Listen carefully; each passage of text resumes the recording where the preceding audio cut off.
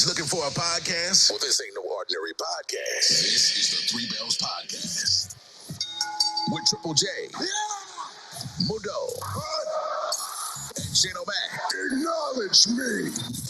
Coming to you live each and every Monday night for Monday Night Raw, Tuesdays with NXT, and Friday Night SmackDown, featuring WWE PPVs, news and more. So tune in live on stereo and follow the buzzards. And if you're not down with that, we got 2 words for you. Then, now.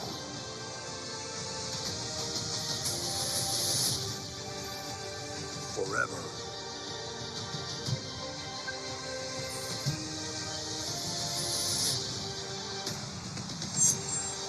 Together.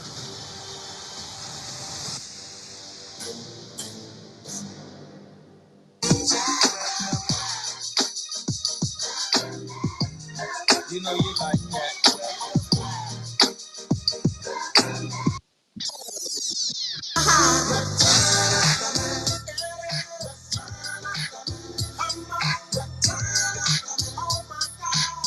Yeah. What's up, everybody? You know what time it is. Did you miss me? I hope. Your boy is back. Your boy is here. Have no fear. The one and only Mundo, a.k.a. Mr. a.k.a. himself, has returned, ladies and gentlemen. It was a long 10 days, but a vacation was well needed and truly earned. But boy, does it feel good to be back and in my seat hosting the Monday Night Raw recap. First and foremost, all jokes aside, I'd like to thank Jay and Shane for continuing our shows last week. In my absence, you guys held it down, but I'm not surprised. We all knew that you guys would. So for that, guys, I'll just play with y'all. And I also like to give a special shout out to the special guest co-host that you guys had on last week, Boom, and my tag team partner, LaJuan. Thank you guys for holding it down for your boy. And with that being said, fellas, how was your night? Jay and then Shane, hi, I am here. Yeah. Time to play the game. Yeah, it's your boy Triple J, everybody. Woo. Live on stereo, all in your city. You already know what it is. It's time to play the game. Fellas, on the panel, listeners, are we all ready? Are y'all ready? Three Bells Podcast, are y'all ready? Let's get it. Here comes the money. Here we go. What's good, everybody? It's Here we me. go. Money It's talk. me, your homie Shane O'Mac, coming to you live from the East New York section of the Three Bells Podcast table. Man, it is good to be with you all on the first day of the week, Monday night, and we are hitting you raw and live.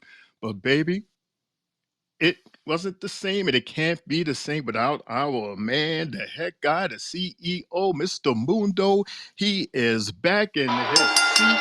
We've missed you. We can't wait to talk. I don't know about you, but I'm ready. Let's hit it, baby. Hit it. Yeah, my guy, Shane O'Mac. Let's go.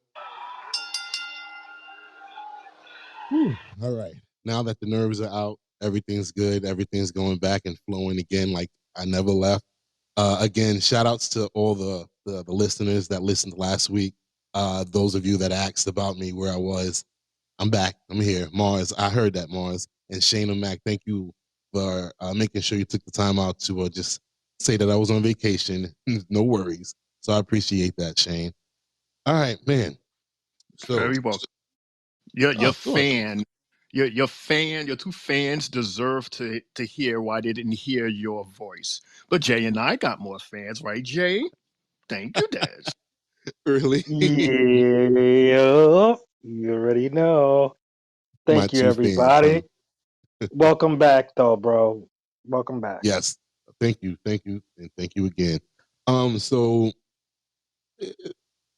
was this not a weird way to start off Raw?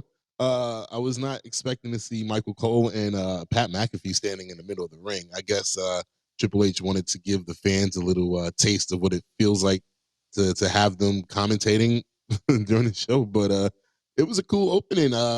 Seeing them, Pat. I think Pat was awesome. You know, cutting his little promo right there in the ring. He energized me and the arena. And Michael Cole is just Michael Cole. You know, he's one of the GOATs. I can't even lie. Guys, what were your thoughts on that real quick? I know this is kind of odd to talk about, but I mean, like, Shane, Jay, what did you guys think about that opening? Yeah, that reaction that you got, that's exactly why they did what they did. Because we love Pat and Michael together like that. And when you're at a live event, you don't get to hear them, unfortunately. So it was cool how they was able to step away from the table and talk to the live audience just to give like a little taste of their chemistry and their relationship on the microphone. And Pat being that Pat that we love so much, and Michael, Mr. Free Michael, I absolutely love this opening. And who else would have been the chosen ones to announce this quote unquote developing story, Des and Jay? Right, right. You know, like with me, I'm gonna put it like this: the way that opened, it's good for like you guys were saying, the fans. They deserve to hear that type of stuff. As far as with us at home, we're used to it. So why not give them what we see and what we hear? Let them enjoy it. And we already know with Pat and Cole, bro. These guys they're gold together, and it's like more or less Cole's lost 20 years. He's young again, and just the excitement and enthusiasm that McAfee brings. You could feel the effect from him to Cole, to the crowd, to us at home. We feel it. Trust me. Good shit, Pat.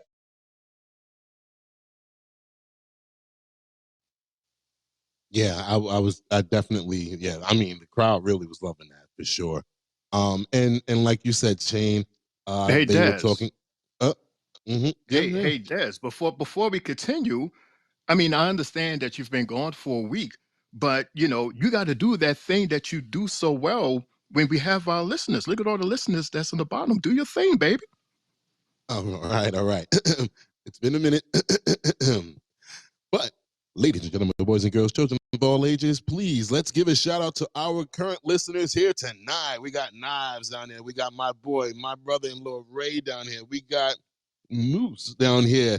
We got my tag team partner, LaJuan, the man. He's down there, but we're going to bring you up in a little bit. And of course,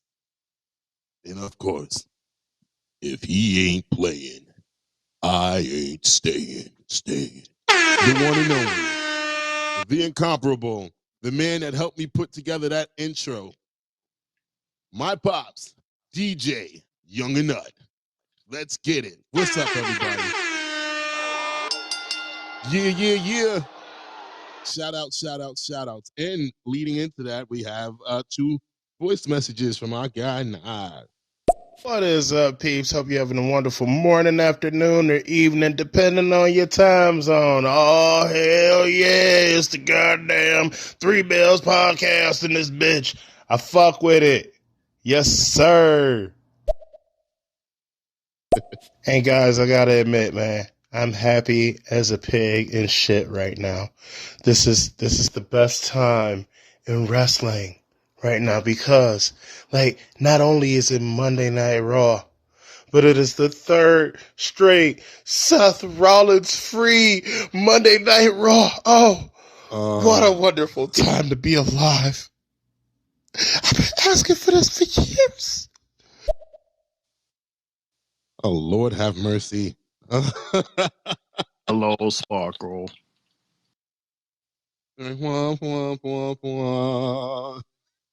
Ay, Dios mío. Oh, Really, come on, man. We some Seth no, fans around here, man. yeah, I miss Seth. Fuck out of here, man. I need him back. But you know what? After what just happened, hell yeah, but I need him back. I'm pissed off right now. I got this. Watch this. All right, so we're gonna just start the show off with WWE rumors, reactions, and hot takes since Knives want to take us there. And I just want to get your reaction real quick, Jay and then Shane. According to Becky Lynch, Seth Rollins underwent knee surgery on his torn meniscus last Tuesday, and Seth can miss anywhere from 2 to 8 months of action. What is your reaction to that, Jay and then Shane? Oh, damn, we kind of knew that was the issue with him. That the knee was a problem with him. Like we seen after Cody won Mania that he couldn't even barely stand up and get into the ring.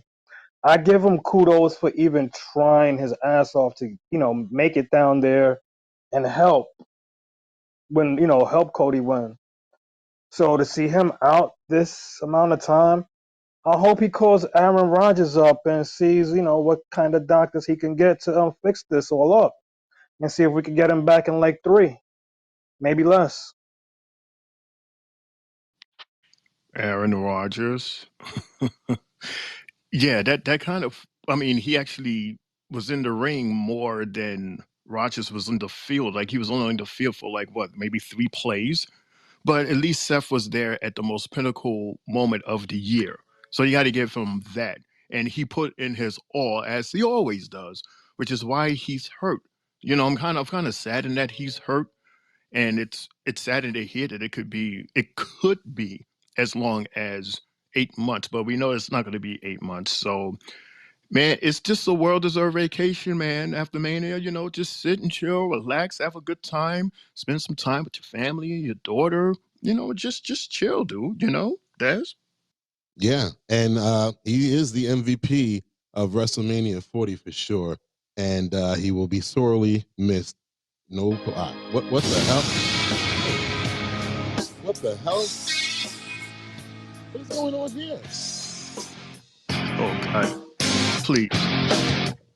What in the world is going on? Jay, It's please gotta tell be. me. It's gotta be. Ladies Well, and what gentlemen, is boys going and on? girls, it is my tag team partner, Mr. LaJuan, is in the building, and he brought his inner Kane because I didn't know what was happening just now. I was just talking, and then Kane's music went off. LaJuan, what's up? What's up? What's up? First and foremost, what's up to everybody on the Three Bells podcast? And also, to get off topic, let's go Knicks. Oh God. See, I was gonna be nice and say what's up to you, but you had to just bring that up. Come on, I think come I might I'm on, just. sorry, bro. bro. I I had think to. Come I on. had to. I What a think I'm great about to win throw him tonight. back. Uh, I think We're he's about to throw about to you go back back to. down to the listeners. Yeah, I agree on that one, Jay. Like what? No, I think Oh. that's going to throw you off of stereo altogether. See what kind of tag team you have? You see that? That's a shame. Oh my God! Like, how do you come in with that filth? Really? Like, come on. This is the It's Knicks gonna throw room you off the. only. It's gonna throw you off the jumbotron. Watch out. Watch out. Oh my gosh! But anyway, yeah. So we get back to Monday Night Raw, and we have main event Jay Uso, Mr. Jay Uso, in the ring. Jay, what do you have to say for yourself, Jay? Main event Jey Uso is now in your city.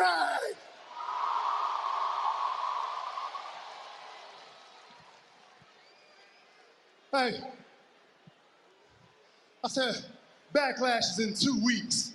Mm-hmm. I said Backlash is in 2 weeks. Yeah, So I got a lot to prove. yeah, Prove to the world yeah, who I say I am. yeah, Main event yeah, Jey yeah, Uso. yeah.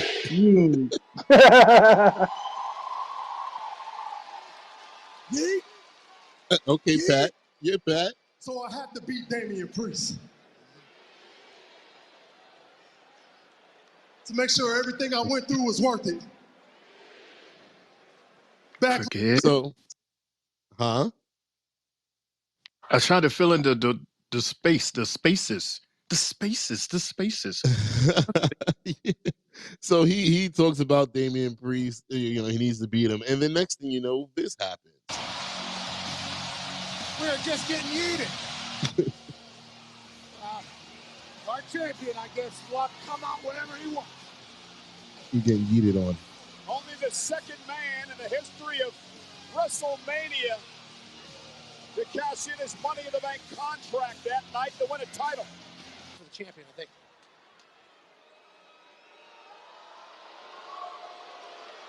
Take it easy, Jay. Whatever you think I'm out here for, you're wrong. I just came to talk to you. I wanted to tell you, actually, your whole presentation, the yeet, main event Jay Uso, the vibe, it suits you, dog. Congratulations. So, yeah, we don't need to listen to the whole 7 minutes. I want to get you guys' opinion on that promo between Drew, Damian and Jay. I'll start it off with LaJuan. We'll go with Shane, and then we'll finish off with Mr. Main Event, Triple J. What were your thoughts on this? It's kind of different for Damian Priest because now he's champion. So me listening to this promo was just them, just going back in the days, talking about what they used to do back in the days, and then bringing up old stuff, and now getting ready to fight each other now that someone else is champion. He mentioned that I made it, basically, you didn't, so I'm the one on top, basically, and you're not. That's what I got out of this promo. Yeah, I agree with LaJuan. It's like, basically he got the champion because he had a suitcase. As opposed to Jay, he has to win it with a 3 count or submission. So he has to work real hard to get that title. Damien's just chilling because of perfect timing. So, yeah, perfect timing won, and perfect timing is our current champion. Right, Jay? Right. Because like what I got out of all of that was the fact that we got some new music from Damian Priest, and also the fact that when Priest was at the end of Priest's song, you heard the words Puerto Rico.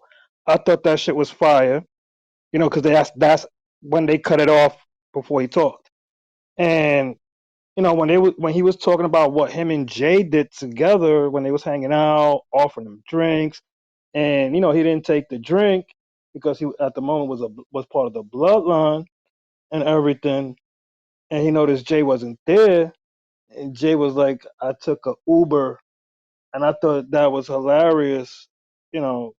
And then he was like, "Look, we both said to each other that we were next, and we are next, and you know what? You're right. I was next." So, after that, he had the crowd rise for him, and he was like, "All rise for El Campeón, the champion." But then you hear Jay, like, Jay's in his inner Spanish saying, "Como? Como? Take it easy, my friend." And then, he said to him, "That's all you see me as, is a tag team guy? Like, really?" And he was like, "The only reason you're the leader is because Rhea's out, and tell her I said hi." He channels his inner French Montana with that one, and then he called them Dom's bitch. I was like, "Oh shit, he's hitting him really hard with that." And and then he said, in retaliation about being fed, he was like, "Now you could be the one getting fed to me." And then JD tried to cause some shit by trying to get Jay, and wound up, having to get Priest super kicked. And you saw the way Priest looked at JD like, "Look, bro, you stepped into my business again, and you're fucking up. Stop fucking up, you big-headed bobblehead." Like, really? Damn, bro. That JD doesn't need to belong there. Like, damn, R-Truth was right from the jump. Like, damn, he doesn't belong there.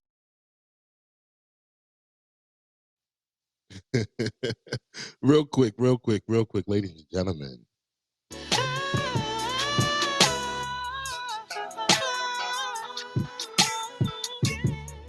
This is for you. You know who this is for. Spotlight. Welcome, Spotlight, to the Three Bells podcast tonight. Welcome. Oh, that is so sweet that you got her own theme song. That's awesome. Oh, Mm-hmm. because she knew the other night about Tina. Hey, don't you She take was my like, mother's name in vain. Come on. she was like, Tina, das. Mm-hmm. Mm-hmm. All right, the twins. Okay, that's your new thing now. That's what y'all came up with last week. Okay, all right. But yeah, after that promo that we got in the ring, we seen the entrances of Chad Gable and Gunther. Chad looking like Mr. Cool now, swagged out. And then we got an interesting commercial. It was for the King and Queen of the Ring, which will be in Jeddah, Saudi Arabia this year. So it's nice to see the return of that pay-per-view. And this time we don't have to worry about Vince axing the pay-per-view before it comes and switching it over to Night of Champions. So yeah, it'll be nice to see the return of the King of the Ring pay-per-view. Does. You know what's one Yes. cool thing I caught about that King of the Ring video? That they finally showed Owen Hart. You And know, that is all the stuff that all the that's stuff they've been exactly what going my through. father said. My father said the same thing. He said, "Oh wow, they showed Owen Hart. I missed it, but That was yeah, he that was caught that too." crazy. But I was like, finally, he's a former he should be king. acknowledged. Right. He Yeah. should be acknowledged as one. I mean, That was at the end of the day, remember maybe the beef was probably with Vince and not, anybody else. So maybe now that right. he's gone and moved on, the company's, owned by somebody else and something else, another entity. Maybe it's now time.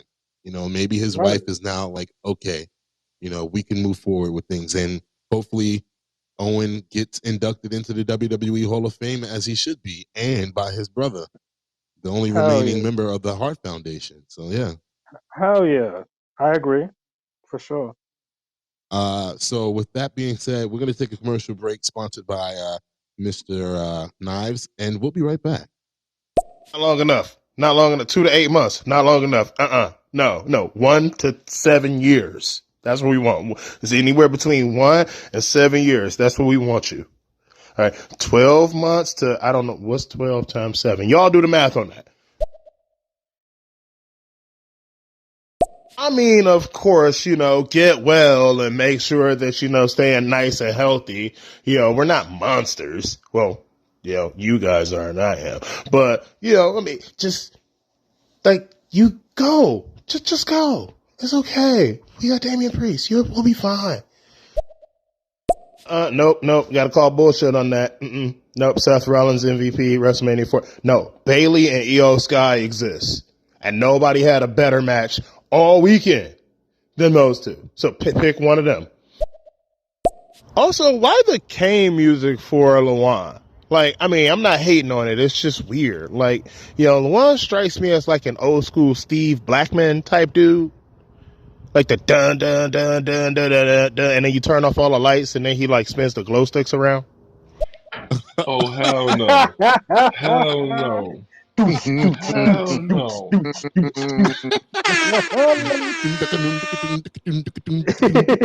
No! Definitely no! No, Yo. sir, So you you want need a to, timeout. yeah, you want to answer the question why the Kane theme song? What The happened? Like, Kane theme song is because my favorite wrestler is the Big Red Machine, Kane.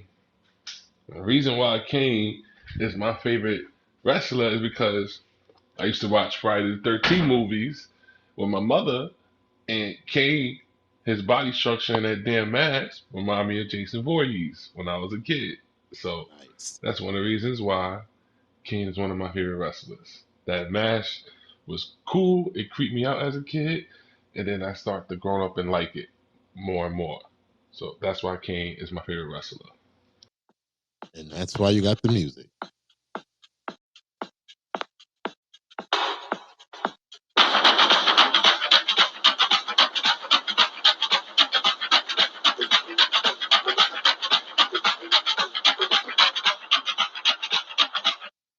Sorry, guys. That was a Steve Blackman beat. It Oh, sounded I No, thought that was two the cans. no. remix intro to Electric Slide. Like, what are you playing? Wow. Uh, Shane, See, why'd look you at it the do sounds finish. like that? two cans. Yeah, it sounds like two trash cans.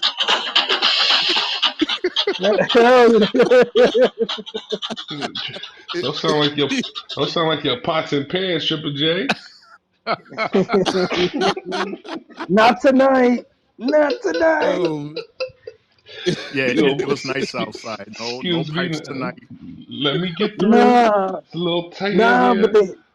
they Is your heater shit. working, sir? Okay, I can move My yo, on. heat, that will be my heat is still on. Shit. that's The legendary, fuck. Shane. That will forever be funny. He said, "Let me go over there, change room." Forever Shuffle will the be pots funny, and man. pans.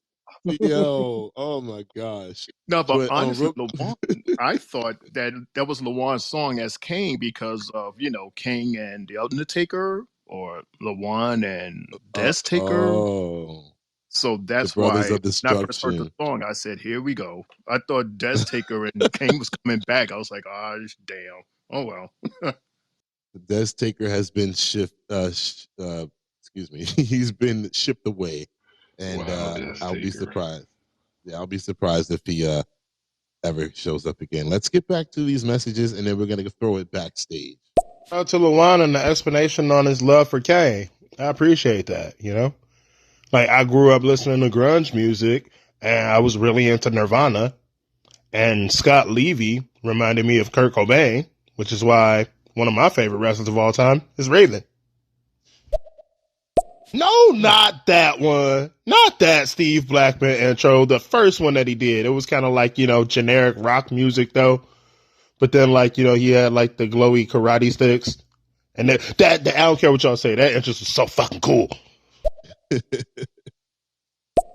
Funnily enough, even though I know this, yeah, there are two versions of Steve Blackman, so you've got that one there, but I think the one that Niall's going on about is the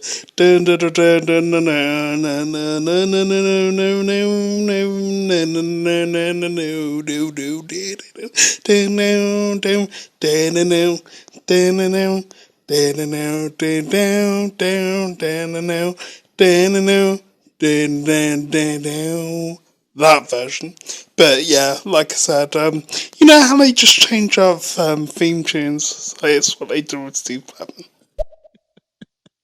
Where is Brian, he? Wow, From? now I'm yeah, Steve yes, Blackman now. Wow. Yeah, see, Shane, it's all your Shane, fault. we have the same question on our. Go ahead, Shane. You ask the question because I have the same question as you.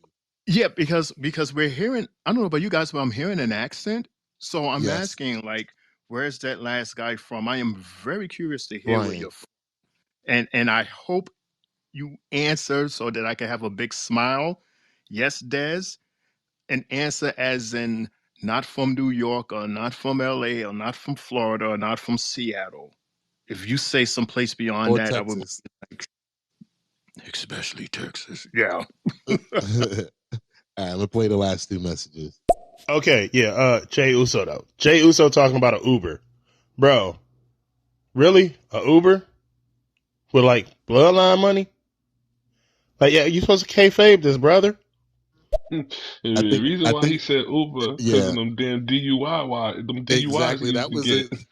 That was a joke. Yeah, exactly. I was like, as soon as I heard that, I'm like, yeah, they making fun of the fact that they keep getting pulled over, and here you go again. Mhm. It was All like them damn between mug them. shots. Yeah, remember when John Cena was like, "You look just like your mugshot." I was, but hold on, we have a very important message. Hold on one second. The Three Bells Podcast, Monday Night Raw recap. Hashtag welcome back. Hashtag WWE. Hashtag W. I haven't said that. Hashtag Raw. Mundo 24, Triple J, Shane O'Mac, and introducing in this corner. Okay, wait, my bad, my one. What's up? Luwan. Welcome, Luwan. Input's always welcome. Welcome back. Triple J, what? Shane, what was his name? Mundo. What's up, Dez? Welcome back, man. All right. They forgot about me in 10 days. What's his name? Look at that. You gave her a Ouch. theme song and everything. That's a match. Hi, Spotlight. How you doing, Pudding? Jay over there dying. Go help your tack on. He dying over there. What's I his need to zip a name? Pepsi real quick. What's his Oh name my again? God. Shane, chill. I teared up on that one right there. I was like, oh no. Real quick, here's your answer, Shane, by the way. I'm from London, England, so this painful experience I've always had to go through for the last, dare I say, over 30 years. Yeah, this is real. This is real, guys. London, England. It is 4:45 in the fucking morning, or if I'm going to keep it PG, freaking Rollins. What the hell? Yo, guys, I just want to acknowledge that real quick, that y'all show is growing, man. You got people from England tuning in. So, Mundo, I know you the host, but I just wanted you to give him his 3 bells for that, man, because this just shows you guys that y'all are working hard and you guys are doing what y'all got to be doing. So, shout outs to, again, the 3 bells, and shout out to my brother down there, 4 in the morning-ish. Oh my goodness. Y'all working, guys. Keep doing what y'all doing. Wow. Yeah, that's amazing. And from your guy Shane O'Mac, I got to give you the party horns so you can keep your ass up so you can listen to us for the next 2 hours. Thank you so much for joining us, man. We really, really appreciate the love from all the way over there, man. That's Wow. far, Des. Dude, Oh, Hey, I'm at a he got the loss for words. Doesn't he have the PLE coming to him? Or Well, that's in France? it's in France. Okay. But Okay. man, Brian, very much thank you, and thank you for staying up late or being up early. I don't know which one it is for you, but thank you so much. That is amazing. We are all the way here in Brooklyn, New York, in America, and I am just blown away right now. Thank you. I'm gonna throw it backstage real quick and let's see how Damien and JD get along. Rhea, about Dom, about you. I know it wasn't part of the plan, all right? There was no plan. I never asked for your help. Not last week, not this week. But you failed both times, by the way. And tonight, I got kicked in the face. No, I'm sorry about that, okay? I don't want... What is this? And what happened to you? I was supposed to tag with JD against Andrade and Ricochet, but I'm a little banged up. So I figured I'd ask Santos to return the favor I did for him at Mania and tag with JD tonight. Don't worry. I talked to Aldis and Pierce. It's all good. Did you talk to me? Is that a problem? Clearly it's a problem. But we don't have a choice, do we? So do us a favor and handle this. Like I said, you don't have to worry about me. Damien, I'm sorry. I didn't know what else to do, man. Stop. Look, go out there and handle your business. And while you're at it, stay out of mine. Look, we're going to go out there and we're going to handle Judge and Day business, all right? Handle your business.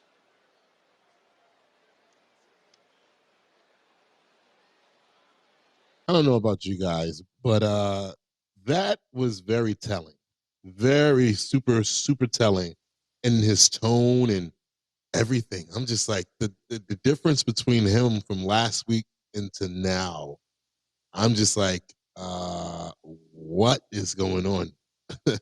And I'm pretty sure, you know, as we go along through the night, we'll get more answers. But in this part right here, I was just like, what is happening right now? Shane? Yeah, I see why you asking me this because we've talked about these stooges here in this Judgment Day. Damien, man, dude, listen, it's the same spiel, the same shit every week. I'm going to do this, I'm going to do that, I'm going to handle this and take care of that. And then once it comes time to deliver, they always flip the bag. They always stumble. They always mess up. And it's somebody else's fault. It was bad timing. Their shoe was on loose. The cake wasn't ready in time. I'm so tired of all of these different excuses. Like, listen, it's a new era, it's a new time, it's a new date of the month. It is time for a change here. Something has got to change because right now we are in the era of insanity, thinking we're going to get something different from these two that is doing the exact same thing over and over again. And it's to a point where you're bringing outside sources to come and help you out. Come on, man. I don't know. This is not a rant, Des. I know what you're trying to get out of me, but this is not no rant, God damn it. It's just a tiny little thought. Just a tiny thought. There you go, Des. But yeah, I asked you because I mean you've been saying it for weeks. You're like, how come Rhea and Damien aren't like really being assertive because these guys are just losing and losing and losing. Remember, you were like, you don't touch the fire, don't touch the fire, and then you was like, they got to yoke them up. And said, what? And I tell you, don't fucking, you know. So it's starting to happen now, and Damien's not going to accept losing.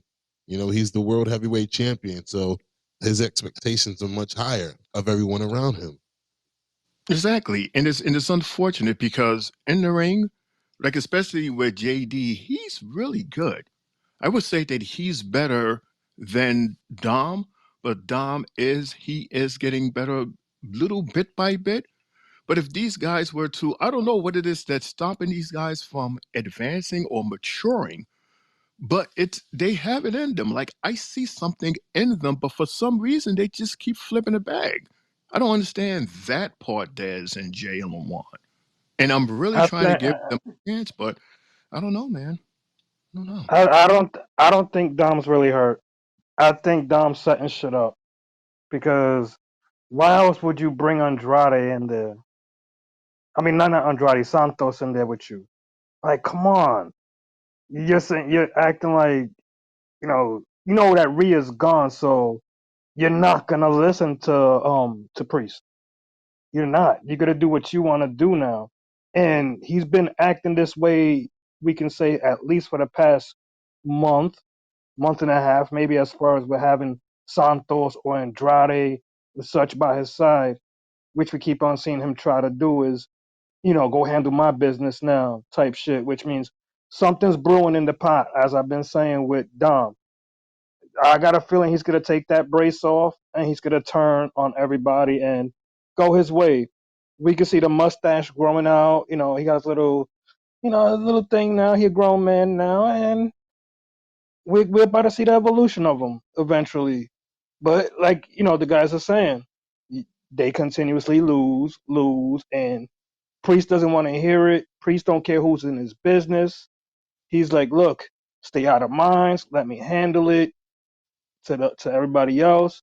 And the fact that we didn't get no Finn tonight, that was kind of telling. And we're seeing more and more of the champ side. With him being a leader. A leader has to enforce rules, and if he gotta be strict, and he gotta have these two little cronies hear him. But as young, immature guys, they're not gonna listen to him.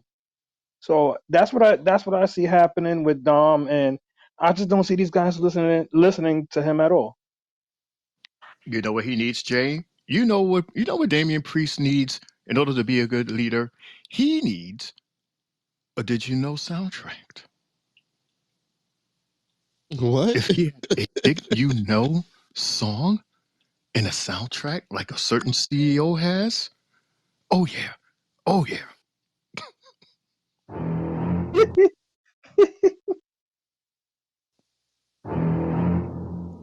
See, his finger was right there, the button. I know it. I know it. Mommy, I see something swimming towards me. Y'all play too much, man. And there they go with the remixing of the remix. Oh. All right, I'm gonna play the last four messages of the hour, and then we'll move on because apparently I made a boo boo and nobody corrected me on it. So, Shane, give me a womp womp womp womp womp womp. Oh, you made a whoop whoop. You made a whoop whoop. Here you go. Do it nice and loud for you. There you Feels good. I got Miles Friday. But Mhm. I called for it, but nobody else corrected me on it, so that's for you all too. I skipped a whole entire match and went straight to that promo there. So yeah, we got to talk about match number one for the night, which was a world tag title match. But before that, I'm gonna finish out these messages for the hour, and then we will continue with that match. Damien, don't be like that, buddy. Come on. You can't be like, you handle your business, I'll handle mine. Nuh-uh. Come on, sing it with me, Damien. What's gonna work? Teamwork. Love and respect all the work that you guys do. Been listening for a bit, but yeah, first time thought I'd actually chime in. But no, just long story short, even though let's see, PLE is Backlash in France, we got let's see, Money in the Bank last year. That was cool. And then yeah, they're gonna probably do some more in the future. But yeah, they're trying to kind of globalize. I mean, look how they're moving. They're going over to Saudi Arabia to do King and Queen of the Ring. So yeah. Anyway, keep up. Good work. Is this a thing where the Judgment Day isn't on the same page for like the next 3 months? And, shit just keeps going wrong for them, except Damien still keeps the title. And then Rhea finally comes back and they get their shit together, establishing Rhea as the official leader of the Judgment Day. And Yep. poor Santos Escobar, man. Like, this dude, this motherfucker is a star, man. Like, he can work with the luchas. He can work with the fucking, like professional wrestler dudes, the Chad Gable dudes, those guys. He can work with big guys. He can put on a fucking suit and look like $1 million. He can put on a lucha mask and look like $1 million. He deserves so much more than just Dominic Mysterio shit. Also, guys, did y'all peep the Easter egg in that segment? He cut himself off. Lawan, you cut yourself off. Yep. No, I said, did y'all peep the segment? I mean, the Easter egg in that segment also. In that What? promo? What? And Yeah, the promo with the Damian Priest with the demon Finn Balor. I did not see that. What? Oh, okay. I see it in the no, I background. didn't see it. Okay. It looks like a briefcase or something. Mm-hmm. You think Finn Balor might win the next Money in the Bank and try to go after Damian Priest? Oh boy. Wow. Like it's right there behind Damien's head. So visible, so red. Wow, okay. And Triple H been doing that a lot, throwing little hints and Easter eggs. Bad J. Bad J, because you didn't pay attention. We said we gotta pay attention to everything. Bad J. Hey, why you gotta be Bad J? Bad J might have been doing something, like getting some Pepsi or turning some chicken over in the oven. Come on. You I do that was on busy. commercials. On I got you, commercials. Jay. Nah, I got you, Jay. come on. I got my food when I have it on, cooking. I put it on timer, and if I gotta miss something, I'm gonna miss it. But damn, bro, thank I you, cooked today Lawan. too. I cooked Damn. today too. What are you talking about? Yeah, but Let's not. I was cooking during the show.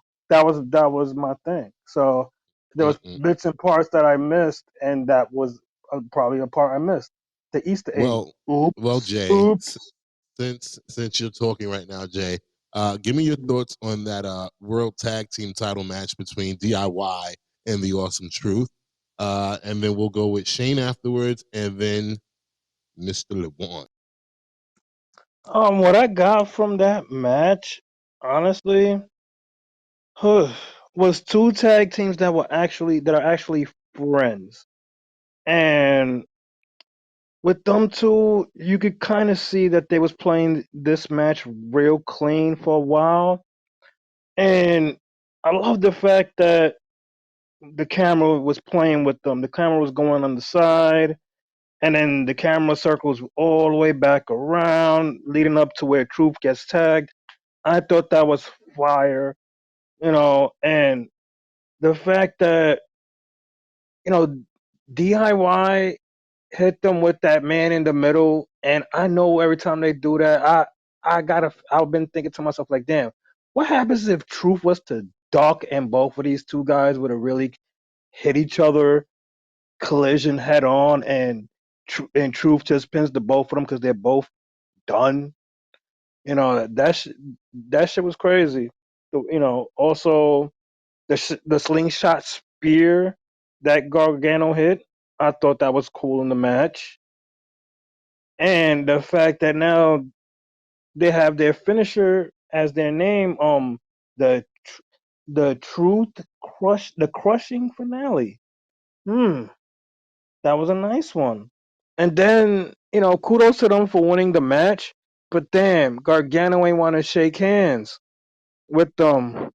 Is it something that we got to keep an eye on with Gargano down the line?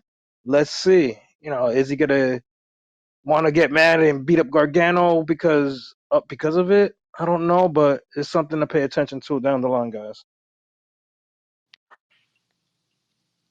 Yeah, that was the thing that caught me was like, I mean, this was just it was odd because it's like two good guy teams.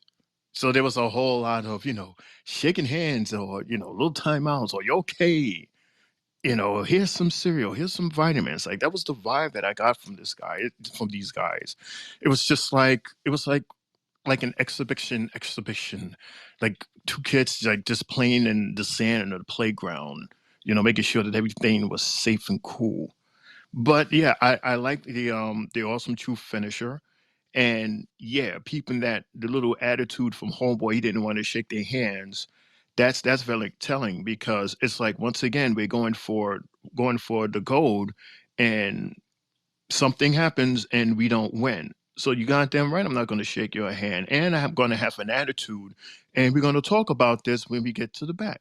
So I guess next week we're going to hear what they spoke about and why he had this attitude, and I'm sure it's going to make sense so that we can say, yeah, yeah, I kind of agree with what he's saying because we've had this before with so-called good guys turning bad or bad guys having a reason to be bad. So we'll see. We'll check it out. Lawan? Same thing with Triple J, Shane O'Mac said, similar to what I'm going to say. Tonight seems like everybody's pissed off with somebody on their team. That's what I got all tonight. Everybody's pissed off at somebody on their team. Um, like everybody said, it was just a friendly match because they're two good teams, two face teams. So at that, just regular. Not really much to say. Okay, well let's hear from the winners of this match. I'm here with Awesome Truth. They do have the title. Yep. Well, congratulations. First successful title defense against DIY. Now, do you guys know what it's going to take to retain this gold? We just retained it, so yeah, we A lot of that. A lot of what you just saw. Yeah. With an extra little bit of oomph. will ump in a little bit of truth crushing finale. Yeah. They got that. I know that hurt. Yeah, how you say it? The truth crushing finale. You got what was the thing you were doing this morning, this afternoon? Tooth? Tooth. Is it tooth? Tooth. Tooth? Oh yeah, truth crushing finale. Truth. It's the truth. It's a truth. The TCF. The TCF. Well, TCF. TCF. TCF. TCF. Awesome truth. I mean, it seems like you guys are very much on the same page. You even know each other's schedules at this point. I mean, we finish each other's sentence a lot of time. I was I'll gonna say, answer by the way, paragraph. I wasn't even gonna pluralize the sentences. I was gonna say sentence as well. Because we do a lot of talking. You know what I'm saying? We talking. do a lot of talking. Just like we're talking now. You know what I'm saying? A lot. That's what we do, right? We like Right? talking. Any other brain busters? Hey, ciao. Any more questions? See you later. Toodaloo. Toodaloo. Those two are. There's Of something course, else. they're going to say the same line because it's a script, Taz. Yo. So yeah, sure. Just like we say the same thing sometime. Oh man, I got something for y'all. This might be telling right here, Shane. This is the losers of that match. Guys, you were so close to becoming the new world tag team champions. How do you process this loss? And I guess where do you go from here? Where do we go? What's the next step? Yeah. This was the next step. Becoming the world tag team champions was the next step. There's no next step. Okay, I can understand that. Obviously, you have a goal. You came close to achieving it. But now you want to get back or remain in that title picture. But, something I'm curious about is the way that the two of you processed the loss tonight. It appeared like you handled it a bit differently. It's a waste of time. It's not a waste of time. She's doing her job. Ciampa just walked away. He's emotional. He's always been that way. It's been a tough night. All right, well, thank you for the time. I'm sorry. Ciampa just walked out of the interview. Jay, this seems to be like the reverse of what happened with Candice and Indy, you know? Yeah, Jay. pretty much. But at the same time, this just reminds me of when they were tag teams in NXT, and whenever they will lose, they'll become each other's worst enemy and want to beat each other up. So maybe that's what this is leading to, or maybe one is going to SmackDown or NXT. Something's brewing with the way that happened, and I want to see what happens actually, between that. But I wouldn't be too surprised if that's what it's gonna be. Also, them two leading off to ending that rivalry on NXT that they had. If y'all Or, guys or ain't see it, that shit was fire. or maybe they get separated in the draft. Maybe. So real quick, Shane and Jay, we missed our mark in the 11 o'clock hour. So we're gonna do, ladies and gentlemen, we have the Three Bells podcast draft. Each of us, as we all know, host a different night. I host Monday Night Raw. Jay does NXT. Shane does SmackDown. So we came up with the idea of why don't we do our own draft, and we act as the general managers of the shows that we host. Yeah, like I said, we missed our call time for the 11 o'clock hour. So in this hour, we're going to do it twice. We're going to do it now, and then we're going to do it again at 12:45. We're going to give our top. We'll give our first three picks for the draft now, and then at 12:45 we'll give our next three picks. So Shane and Jay, I'll give you guys a chance to shuffle some papers while we play some messages, and I'm gonna do the same. Also, if we can have NFL games in Brazil, why can't we have PLEs? Like, who wouldn't want to see Survivor Series war games from Rio de Janeiro? I do find that quite depressing though. It's like, unless you're like a real kind of like hardcore wrestling fan, you'll just think like, oh yeah, Dom Mysterio, that's Eddie Guerrero's son. I mean Rey Mysterio's son. So therefore, sorry, bad joke. But no, okay. So in being Eddie Guerrero, I've done it again. Rey Mysterio. I meant Rey Mysterio. In being Rey Mysterio's son, and okay, that's awesome. Then all this way they're saying about JD Madonna and everything like that, McDonald's, I don't know. See, even now I'm mocking him, but he actually used to be Jordan Devlin on the Indies and everything. And as we all know, like the WWE don't really give a shit about the Indies, or at least it was done to Vince McMahon, so it's going to be disrespected. Okay, I see where we think this is going.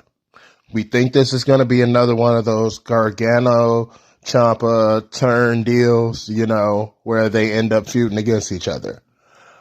I think this is more along the lines of, remember when Sheamus and Cesaro started tagging with each other? And Sheamus was still a heel and Cesaro was like the babyface and shit? And then like after they lost to the Hardys, Cesaro did the turn? I think they get another shot and then Johnny Gargano fucks the Miz up. Huh, that's interesting.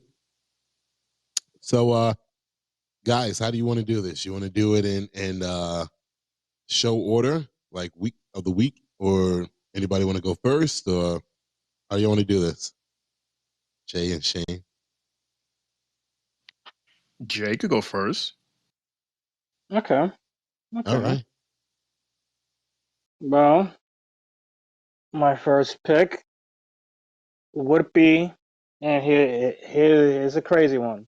I'm gonna go Bobby Lashley without friends, by himself on NXT. And my reasons why I'm picking my type of people is because the wrestlers I'm choosing need a momentum boost, in their careers, and we want to see more from them. So, Bobby Lashley, come to Black and Gold. Come on down.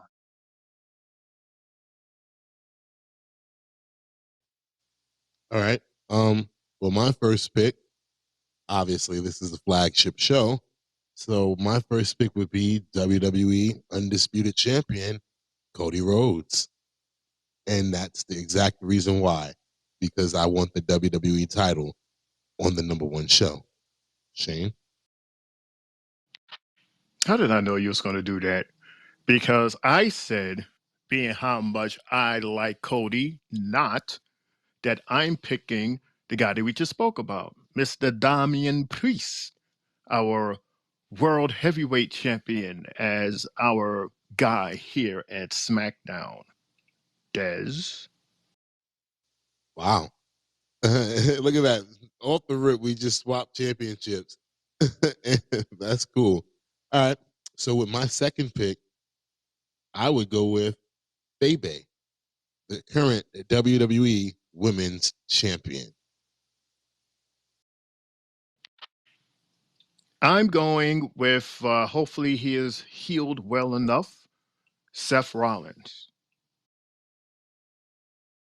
I am going with Naomi.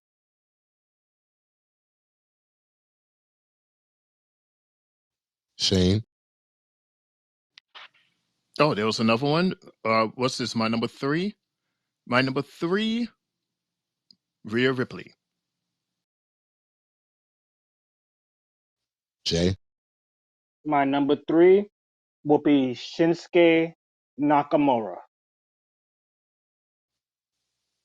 And my number three would be Bianca Belair.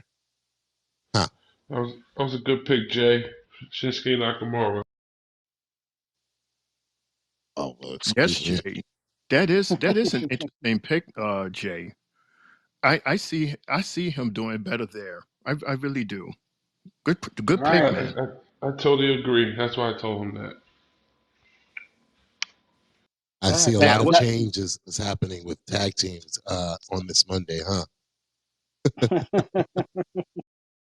Oh yeah, we're all we're I'm sorry. all I'm sorry. It just makes sense. I know we'll get into his match later on, but it makes sense. um, did you put together a list, Lawan? No, no, no. I did not put no list, but I guess I'll share my list on a record. I'll share my list on SmackDown when y'all on y'all show, I will definitely show y'all guys my list. The All draft right. will be already. The first round of the draft will be held by then. Well, I guess I'll be tuning in to NXT and letting y'all guys know tomorrow. Yeah. Oh wow, that'll be the Woohoo. first. I mean, Look at Yeah. so you. see, I was about to ask which label that you're drafting Associate. for, but Right. I'm guessing it's going to be Raw, being that you know what I'm saying, that your tag team partner is a Raw guy, unless you're a spy from AEW or TNA.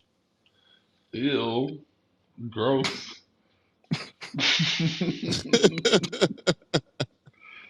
Yeah, Real quick, yeah. hold on 1 second, guys. We got to pay some bills real quick. Hold on 1 second. 1 second.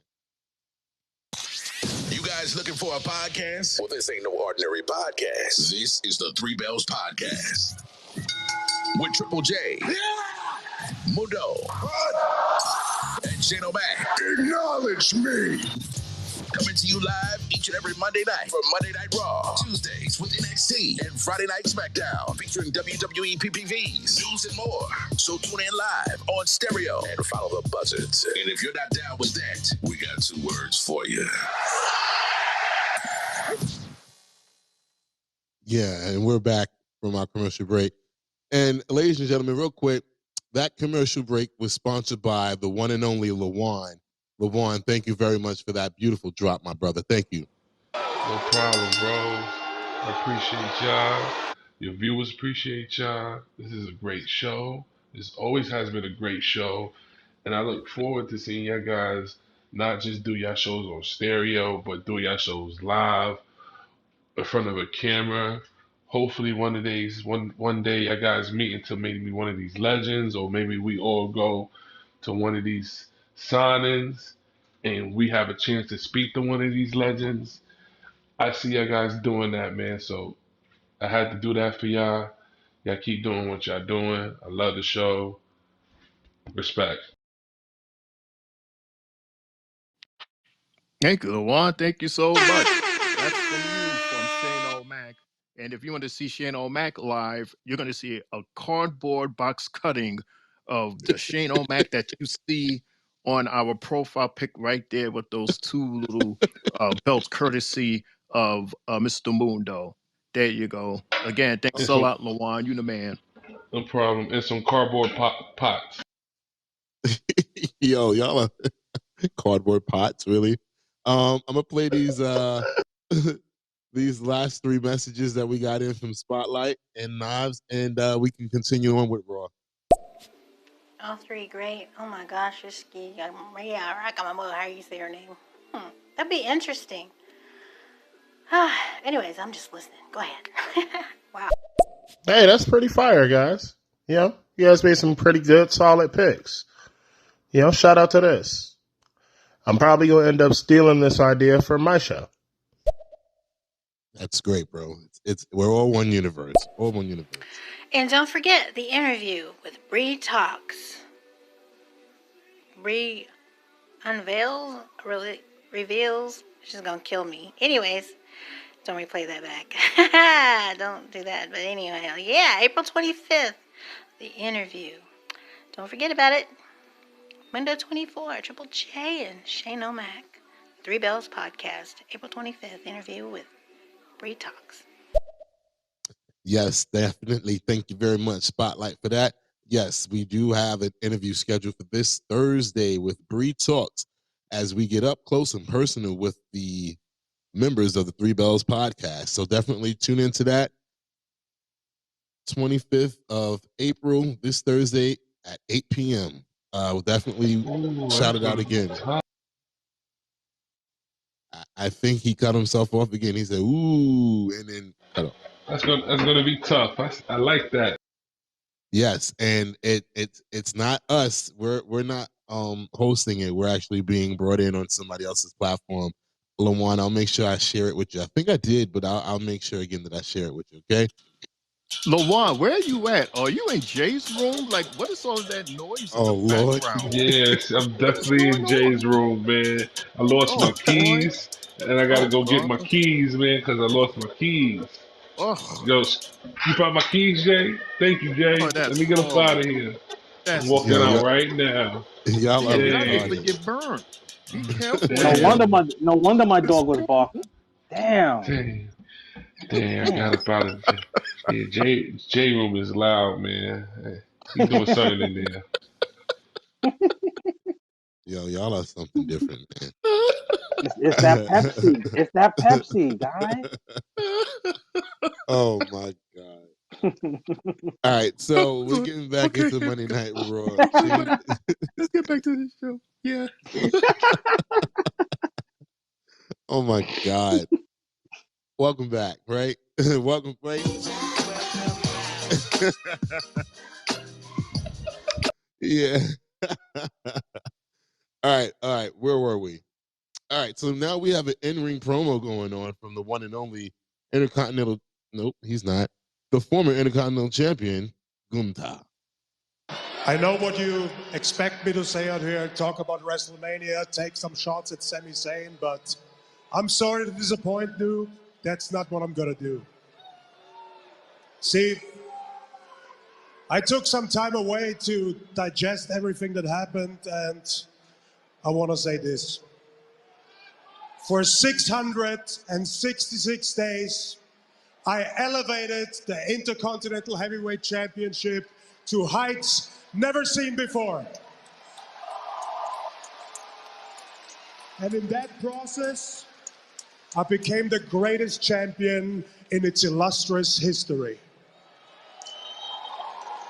My name, der Ringgeneral Gunther, will forever be embedded in the history of the Intercontinental Heavyweight Championship.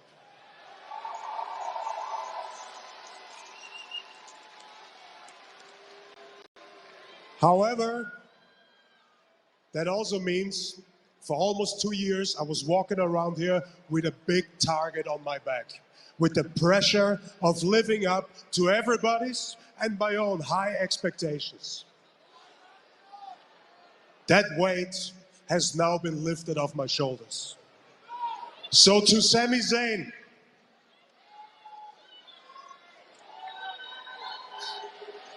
thank you.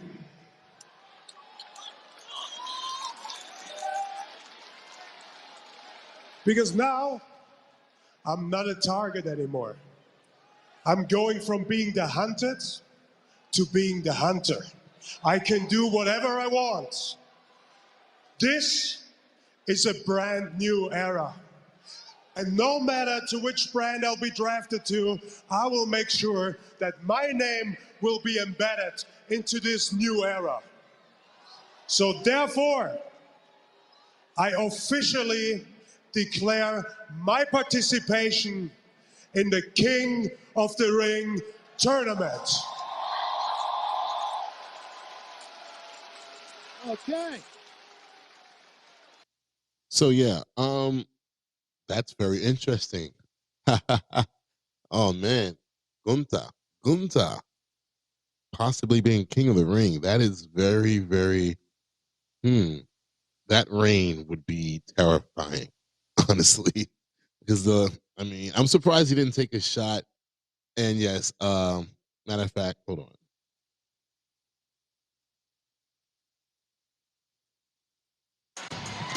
Hold on. Sound the alarm. Sound the alarm. Time. King of the Ring. Say it one more time, Woodsy. 2 time. King of the Ring. Say it 3 times for emphasis and guarantee. 2 time. King of the Ring. I think everybody got it, Clown King. Everybody understands. But let's be realistic here. After I win the King of the Ring, I'm going to reestablish the image of the King of the Ring tournament. And you'll be remembered as that guy that's a little bit weird and won by accident and covered himself in gold and pretended to be a champion. A champion, he says. That's interesting you say champion because that's what you used to be. He ain't got no gold because he lost his championship title to Sam Zayn. Where your gold at, Gunther? Where your gold at? Where your gold at, Gunther? Where your gold at? Hey. Where your gold at, Gunther? Where your gold at? Hey. Where your gold at, Gunther? Where your gold at? Enough. I just wanted to get that out there, though. That was hilarious. But yeah, thoughts on Gunther possibly becoming King of the Ring? Like, would that not be a crazy run? Shane, and then Lawan, and I'll end it with Jay, because Jay, you brought up some good points. Quick, fast, absolutely yes. I'm looking forward to seeing him dominate once again, set records once again. You know, New Day, I love you guys, but your argument was weak because he may have lost that championship belt, but he made records as he held it. So yeah, he is the king. Okay, he's the king. Let's just keep it funky, y'all. He's the king, and he's going to be crowned at the appropriate time. There you go. Hell yeah. Hell yeah, Gunther could be the king of the ring. And I wouldn't be mad at it because he's excellent in the ring. He's intimidating, has a good moveset. He could just defeat you in many other ways without even doing anything illegal. So, Gunther being the king of the ring, I'm down for it. Hell yeah. New Day, that was whack. I gotta step it up. Where you go, that part was funny, but everything else they said, no. You already know what I've been saying about Gunther. I've been saying that this man is destined for big things because of the fact is like, look, he only lost one match on NXT UK. Then he came, defended that title, lost it. You know, basically like, yeah, he lost that NXT UK title to Braun Breaker, which was his first loss.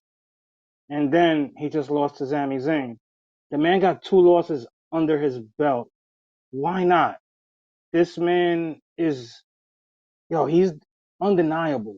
He's one of those guys that he's like an 80s, 90s throwback wrestler that if you had to pick a guy from this era to fit back then, like Gunther is probably one of the guys you will pluck from this roster and be like, yeah, this guy is it. He's believable. Everything about him, you're like, look, I want to see more.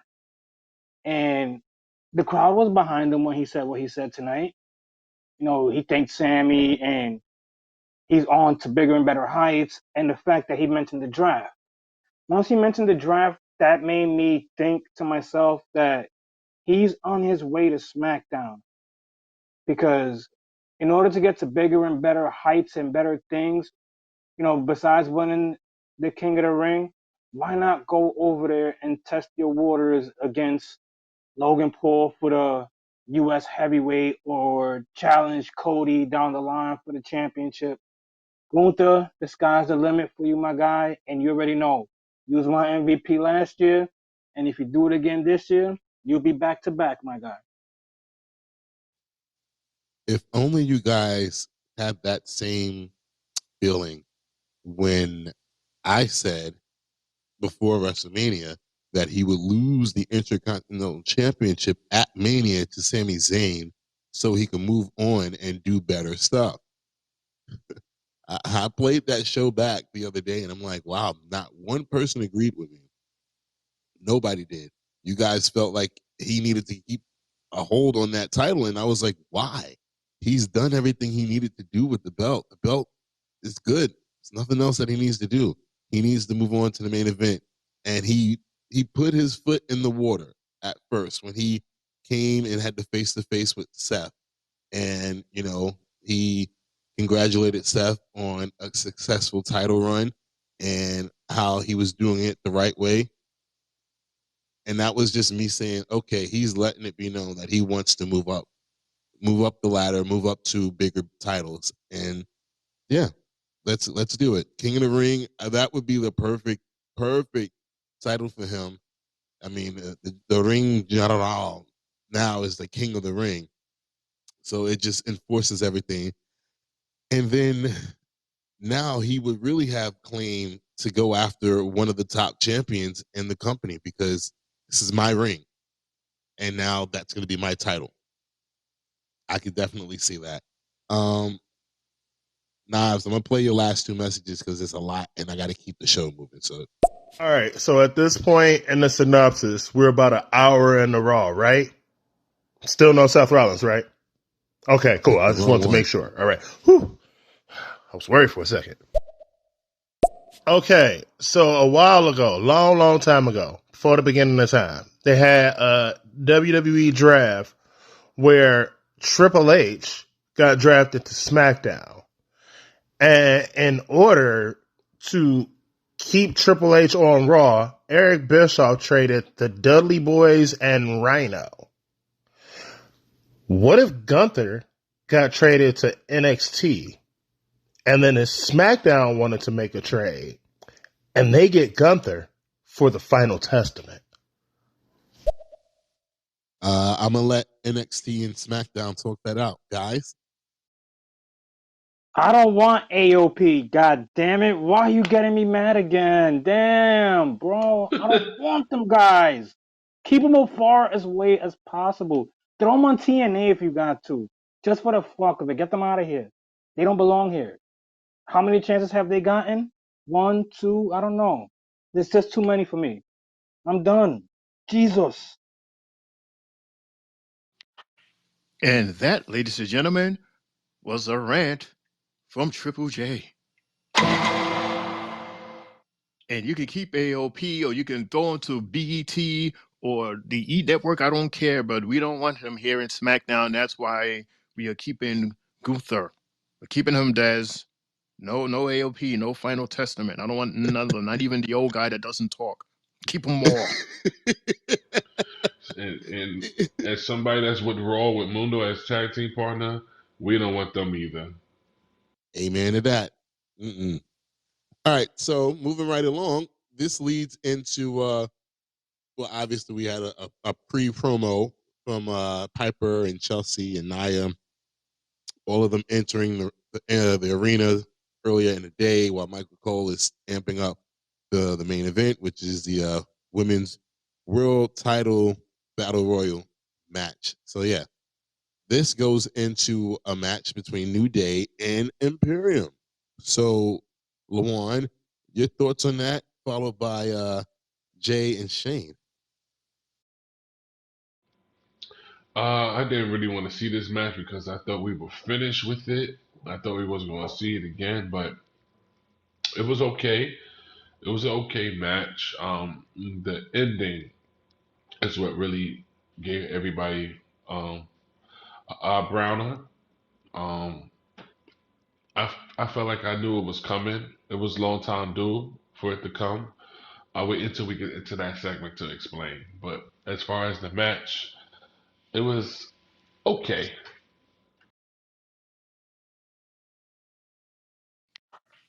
Yeah, I agree. But look, oh, Oh, sorry, my bad. Alana. My bad. Go ahead. Go ahead. Go ahead. Go ahead, Shane. Well, thank you, Jay. You're too kind. So yeah, just jumping off what Lawan was saying. Yeah, it's the same old, and they even said it themselves. It was like we've done this already. Like, why are we still on this story? Like, what is to gain out of this fight between New Day and Imperium? I mean, it was okay considering that their history and their relationships in the ring or whatever. Yeah, I mean, the only thing that I got out of this that was interesting that stuck to my head was when Michael Cole, because this dude, Xavier, he was talking about becoming a two-time king, and we actually do have a two-time king. His name is Bret Hart. So that was the only thing to me that really like stuck. I was like, it's interesting. Of all of the, what is it, like 21 or 22 King of the Rings, he's the only one that is a two-timer for right now. So that was interesting, and that was the only thing that really stuck out to me in this match. It's an okay match though. Jay? Eh, It was alright. The match wasn't all that, you know. And like Shane said, we got the mention of Bret Hart being the two-time champ, you know. And earlier on, we got Owens, so it felt like a Hart Foundation type of a night tonight, with with the mention and the seeing of both guys, and you know, uh, good win, but what momentum does this really bring to either team? Doesn't really do much to me, and hopefully this shit is over with them because they've been at it a little bit too long. So let's see what's next for everybody. New Day rocks. Well, this is a weird week because it's draft week. So I don't take it personal that we got what we got because of the fact that you can't start any stories between anybody or new rivals with anybody because you don't know who's going to be on what show once the dust settles. So you're going to get this. I mean, did anybody else realize that we mainly got tag matches tonight? I totally agree. Yeah, absolutely right. Yeah. So, you know, so Yeah, now that you say that, yeah, it makes sense. Thanks for saying that. Now I can look at the whole show at a different perspective now that you're saying that because that makes sense now. So I see yeah. why Raw was Raw tonight. Thank you, Des. No problem. Yeah, that's what it is. It's just that you got to just remember that part. It's it's it's a Raw, but we don't know if this talent's going to still be on the show. We don't know if these teams are still going to be together. So why even start anything? Let's just one time for the one time, and that maybe that's our farewell. Well, obviously, that is a farewell because after the match, things took a turn, and like Warren said, your eyebrow or eyebrows rose. Um, Ludwig attacked Gio and beat the shit out of him. Oh man, he laid that motherfucker out. He gave him a New Day beat down, like, and then that run all the way, dude. He had so much momentum running from the rampway all the way around the ring, and then that drop kick to Gio's head onto the steel steps. I was like, God damn, the fans was cursing. And I was like, man, did he not just fuck him up? And then this is what happened after they finally got him away.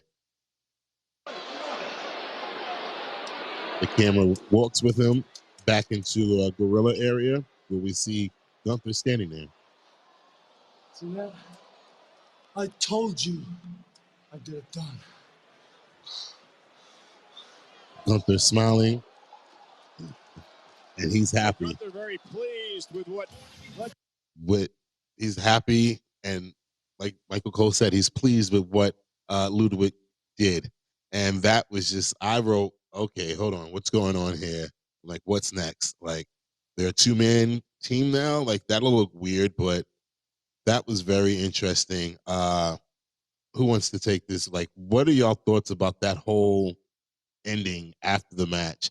Matter of fact, I'll shoot it to Shane first because he was texting me, and then we'll go with Lawan and finish with Jay. Shane. Yeah, when I saw that, immediately I thought the Gunther Chief because that was some straight up Roman type shit where he says go and handle business, and then you go and you handle what the chief tells you to handle. And yeah, that beatdown that he gave, that was an order. That wasn't something personal. He was given an order to do that. So when he went backstage and he said what he said, he gave that look, and then Gunther gave that smile. Wow. Okay. Now it all makes sense. So now the next question is, what is Giovanni going to do? Giovanni, what is he going to do? And are they going to add new members to this faction, or is it going to be just two men? I think they're going to add more. I hope they add more because I like this faction. What about you guys? I love What about you? the faction. I think the faction is dope, man. I don't know who they would add though, because they just got rid of this dude.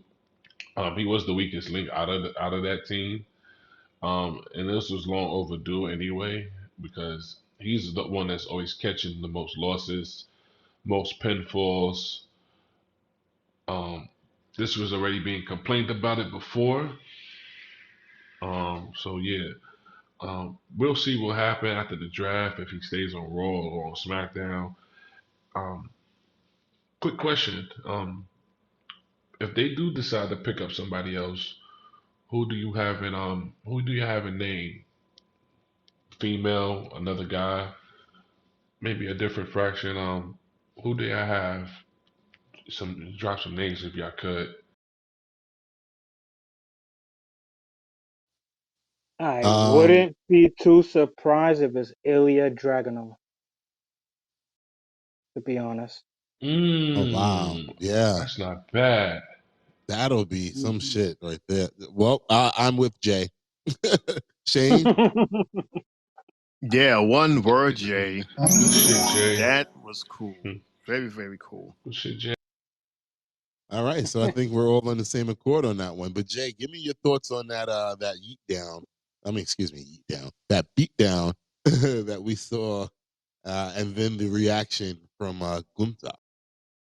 I thought this beatdown was long overdue, because of the fact that we've been seeing son, like you guys stated, Vinci kept on being on that side of being a loser, being the one pinned, and Kaiser wasn't the one being pinned. Kaiser was doing a lot of the work, the hard hitting, and what I think this is gonna do, I ain't gonna lie to you. I think all three get split as far as one stays on Raw, one go to NXT, and one go to SmackDown. I think this was the official ending to Imperium, to be honest. Yeah, that's my real honest opinion. I think that's what's gonna happen. This was Ludwig's way of saying when Gunther told him what he told him. I think this was his way of saying, look, thank you for doing it. You got rid of the problem. Now I can go on my way. And you can stay here. And this guy takes a back seat and starts getting the ropes, learning the ropes again. And Vinci will eventually be a singles guy. And So, I kind of look. Hold on. I kind of see Vinci being like another Cesaro type. He's very short, stocky, and strong. That's all I gotta say. I was gonna say, so excuse me. You're telling me that Gunther's going to SmackDown, Ludwig will be remaining on Raw, and NXT will be drafting Geo. Sounds about right. Yes, yes. That's what it sounds like. Either or you could even throw Kaiser on NXT or whatever. But I think honestly, with what we see ring skill wise, I think Vinci should be the one going to NXT. But for real, I could see all three being split after all of this. Well, looking after that beatdown, I don't think Vinci's going anywhere. I think they wrote him off for a couple of months or weeks after that beatdown. Well, I'll say the reason why I did it the way I did is because Triple H seems to be very compassionate when it comes to people dating and who are in relationships. So hmm, that means Tiffany would have to come to Raw. Or maybe Gunther stays on Raw and Ludwig goes to SmackDown to be with Tiffany. Ooh. Dum dum dum. Ooh. But we gotta pay some bills real quick. Shane and Jay, we have the draft coming back up again, our next three. And until then, shuffle some papers while we listen to the sweet sounds of Knives.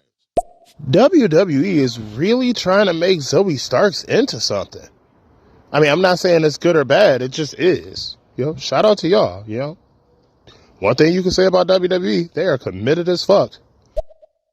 Ah, damn it. Okay, I gotta temper my messages because you missed all the good shit. Jay, I love you, brother, and I know you're the NXT guy, but I can't see Dragunov and Imperium. I couldn't see Ilya Dragunov in a situation where he would have to be second fiddle to Gunther. If anything, they're more like a Brett and Sean type situation where they'll fight forever. You know, the guy I'm looking directly at is Charlie fucking Dempsey. All right, put Regal's kid in this shit. NXT, you have a rebuttal? That's not a bad pick either. That sounds crazy, especially with the shit that's going on with Drew Gulak. I could see something like that happening. So good one with that, Sparkle. I like that. All right. All right. So it is 12:46 now, but it is now time for our next three picks in the Three Bells draft. And since I'm on the mic and representing Monday Night Raw with my guy LaJuan, my fourth pick has changed. I will now be drafting the North American champion, Oba Femi. Oba, welcome to Monday Night Raw. NXT, you're up. I would like to take Shayna Baszler. Good pick, Mundo. Good pick, Jay. I'm going with the guy we just spoke about, Mr. Gunther. Wow, that's a good pick right there. NXT on you. My next pick, just because I've been talking about her for so long and I said she should be going back down, Indy Hartwell.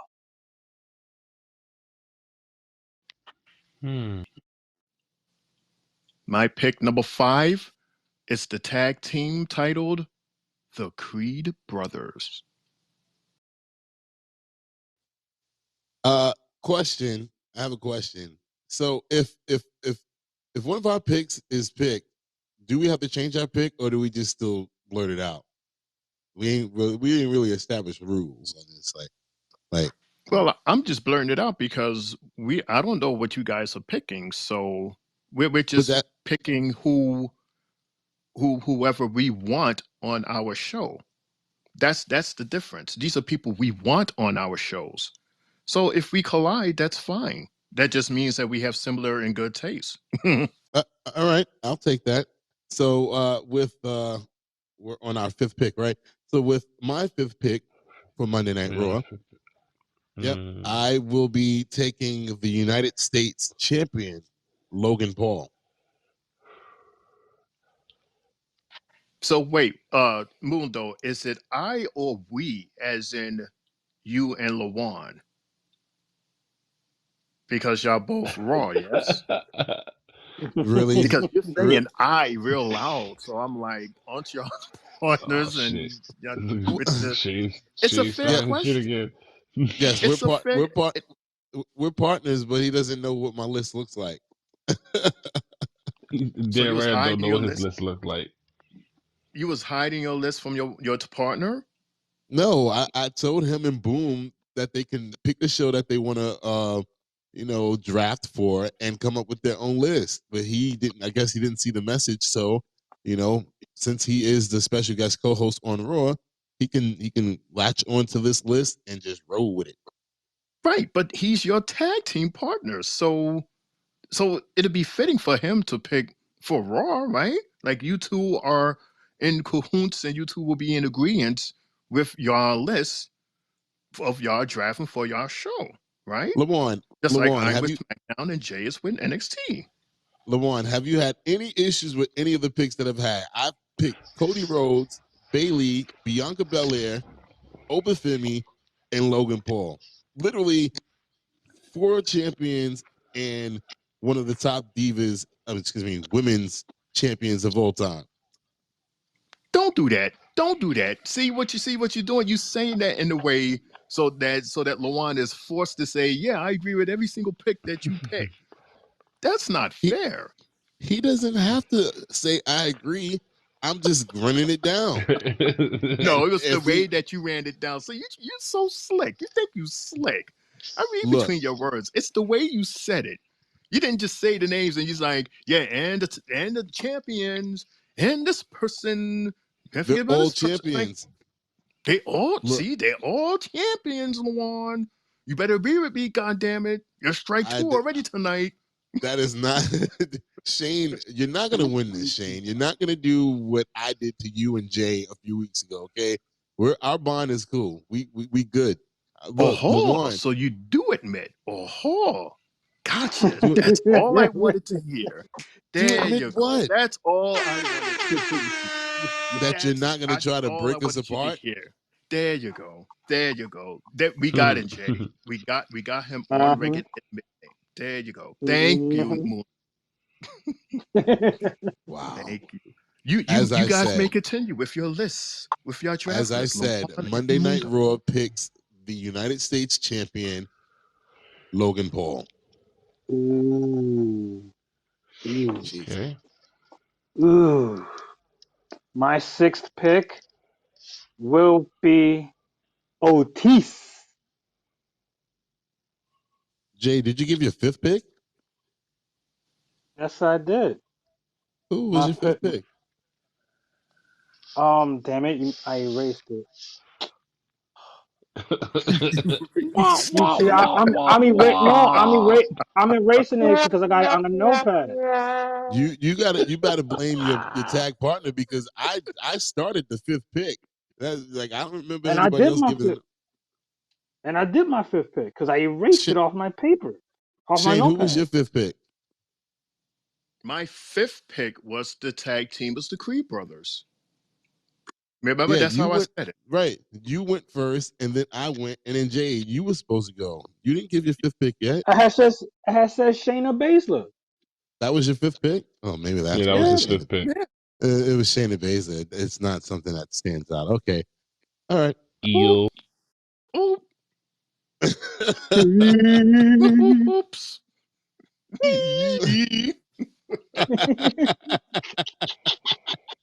Oh man, that went in and out of my ear. I'm like, oh, okay, yeah. All right, so SmackDown, go ahead. You go ahead, SmackDown. Take the sixth pick. My number 6, as a faction, and they will do better under my lineage, would be Bobby and Friends, the whole faction.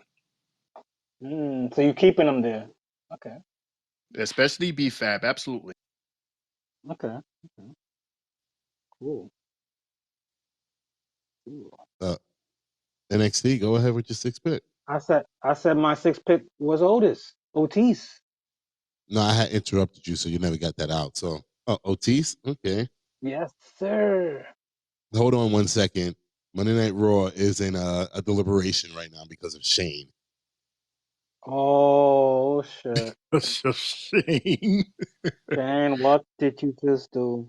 That's a hot mess that I had to remind you to be in liberations with your own tag team partner. This should have been discussed before the show No. even started. Yeah, That Levon, what way, is he? Levon, what is he saying?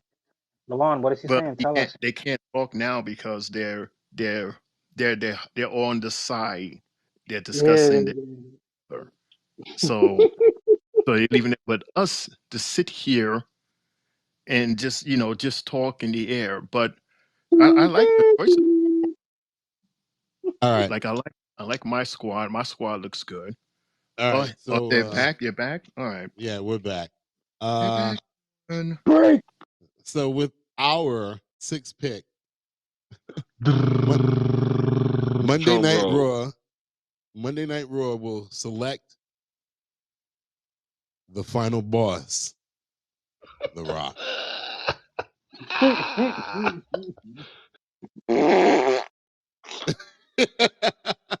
Are you fucking serious? Yeah. Oh my god. Oh my god. Am I killing Jay by accident? My No, bad, that was a Jay. good pick. Yes, it was. They didn't see that coming, did they? They sure did. That's an interesting pick. That's an interesting pick because he's a isn't he like a PLE type of guy? And all you're going to get is like he'll show up and spit on. Yeah, I guess he's good if you look at it that way. Like you get some good mic I'm time. looking. Get some We get good. we getting views, bro. We got Logan Paul for the social media. We got The Mhm, Rock for the whole entire world, and not to mhm. mention Cody Rhodes is on the roster, and he wants Cody. Story wise, it fits. Storyline, yeah, that fits. I Yeah, mean, I we ain't mad working at with you. each other. I mean, you two, you got to pick like the big team, the big people because you're the Super Show. So it only makes sense for you to have those superstars. I ain't mad at y'all at all. What's wrong with the coughing? Is people y'all smoking or is you all drinking from the same Pepsi bottle? What's going on? Triple J, Shut up. That's not me. Triple J, That's not you me. better turn off that pot, man. Ain't no water in there, smoking in there, man. That Hey, one hey, was me. I had a long weekend. Come on. You already know what type of weekend it was. It was Pepsi weekend. Oh man.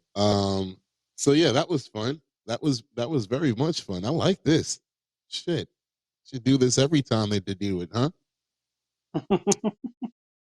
I mean, I Give me. have 10, so if you want to continue, we can do the 7 through 10 if you're ready. Whenever Oh, you're ready. you want to do it now? That's up to you, dude. But I have a total of 7 here. And we did what, 6 already? So yeah. Yeah. All right. No matter of fact, we can do it now since we're in 12 o'clock hour still, and then that'll give me some time for did you know and rumors and stuff because I didn't get to that today, and I might have to cut it down time wise. Hmm. So let's go. We just picked our sixth person, and we got the final four. NXT, you're up. I'm going with. Damn it! Damn it! Damn it! Damn it! Damn it! I'm going with my girl Nia Jax. Going with my girl Nia Jax. Of course. Of Yes. course. Bring my girl home. Number 7, I'm picking um I mean, are they a tag team, Shayna and Evil Gina? If so, I pick them both. However, if they're separate, I would say Evil Gina first. Is that a They're fair enough statement? they're a tag team. You They're a can tag team. yeah. May I have both? I did take Shayna earlier, so you could take them as a tag team. Okay, cool. So I will have Evil Gina and Shayna, and I will rebrand them as a tag team. Yeah. So you Cool. so you took them both as the tag team, right? That's fine. Correct. All right, cool.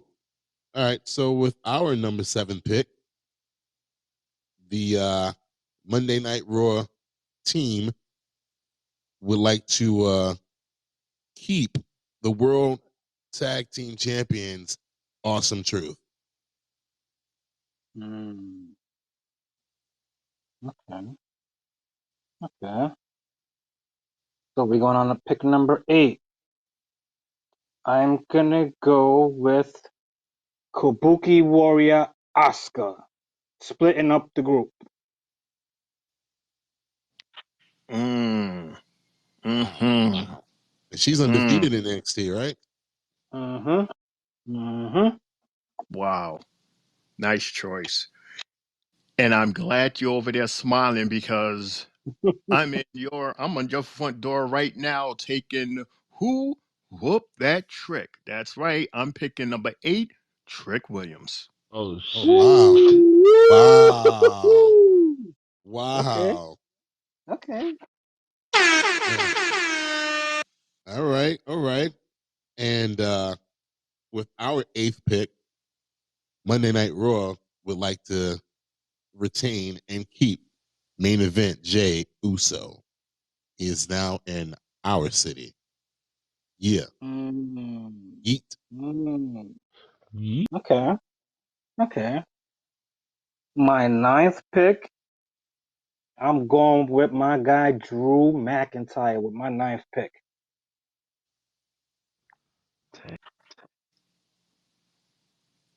This is way out of pocket because I'm going to do something really big with this one here. I'm going once again knocking on Jay's door from NXT, and I'm saying, Thea Hale. Oh, oh Somebody shit. was in my inbox calling for Thea. What? Yeah. Oh man, we're about to get a voice note any second now. Any second now. We know exactly from who. Nice one. That was out of left field, bro. Definitely. All right, so it's Raw turns now, right? Oh, there goes the message.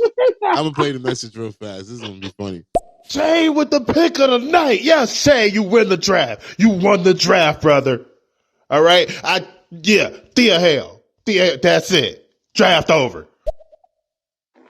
And you know what? I will have Sparkle Booty as my assistant.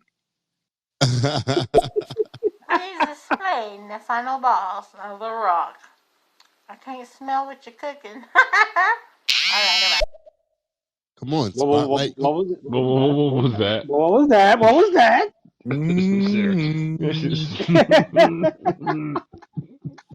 I heard brr, brr, brr. Yo, y'all stupid. All right. All right. So with our ninth pick, we're on our ninth pick now, right? Whew. Yes, we're on the ninth. Monday Night Raw selects CM Punk. Fuck. Ain't no I God. told you, Mundo. I Yes, you told you, did. Mundo. Yes, you I said, did. get him now. I said, get him Yes, you now. He's did. going to be gone. That was mine. Nice. Yes. That was good. That was good. Good pick. Fair game, right? And Lawan, you are not my assistant, Lawan. I'm the commissioner, and you're the general manager of Monday Let's Night Raw. go. Just letting that Let's be known, go. okay? I'm Stephanie. You're Mick Foley. Hey, Jake. Try again. Okay. He's Okay. rattled. He's rattled, ladies and gentlemen. Okay. I'll go with my 10th guy, and I'm gonna take RKO. I'll do that. Wow. See, he's ODing on you, Shane. Yeah, that's pretty good. You know, my number 10, I'm on the fence on this one because I already have, let's see, I have two tag teams and a faction, right? And this last one is a faction that I want to solidify this faction. Uh Jade, Naomi, and Bianca. And I want them as one faction. Ooh. Not the three beats, but something else like I don't know, like a JMB or BGN or something like that. Oh shit. All Mm-hmm. right. All is fair. So Monday Night Raw. It's on us now, right? Monday Night Raw. Damn. With our 10th pick. With our 10th pick in the Three Bells draft, Monday Night Raw would like to stand up and acknowledge the tribal chief, Roman Reigns. Dang, Shane, your show's AEW. Oh shit. Oh shit. Nah, don't do Yeah, that to my guy. Lawan, you really are Dad's tag team partner. Yeah, because he is just rubbed totally off of you, and yeah, I love it. He is on point. yeah, that's a great point. That's a great choice, man. The storylines that you're gonna have with your picks, that's gonna be Right. amazing. Dude, But and dude, you got the biggest shoes out of us three, so your show is the biggest show. So you better come correct. TJ and look, I, we can because make you mistakes, but y'all better come correct with 3 hours, 3 hours. And look, you called me out, and me and Lawan, we went into deliberations. I gave him the rest of the list. We talked about it. Some names we took out, some names we put in, and I think Lawan, you made my picks even better than I originally had. And shout out to Knives. No, shout out to Shane and Jay for making us deliberate and talk now, because now we got some fire picks now, man. If they would have just know they roll and shut their mouth, they would have been all right. No, if your tag team partner would have Mm. known y'all role and y'all would have been tag teams and made these decisions ahead of time, then y'all would have been all right. It took for Exactly. us to remind Well, y'all look, who y'all well, look is. now. We done turned to Super Cena. Yeah. Y'all didn't draft Super Cena though. That's y'all We didn't fault. need him.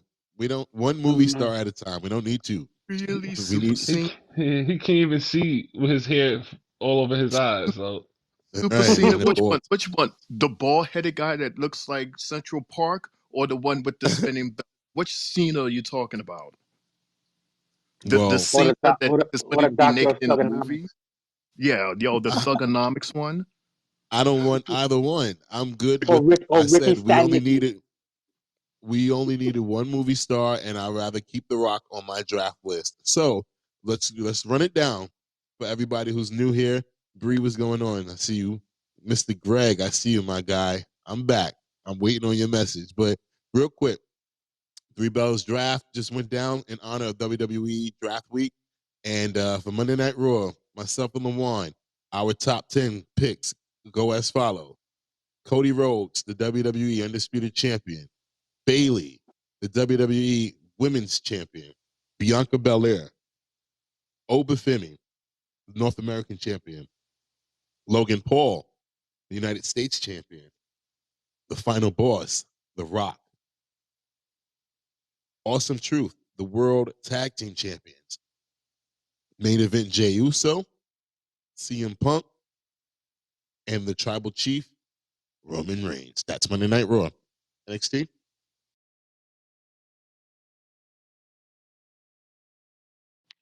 Oops. Oops, sorry.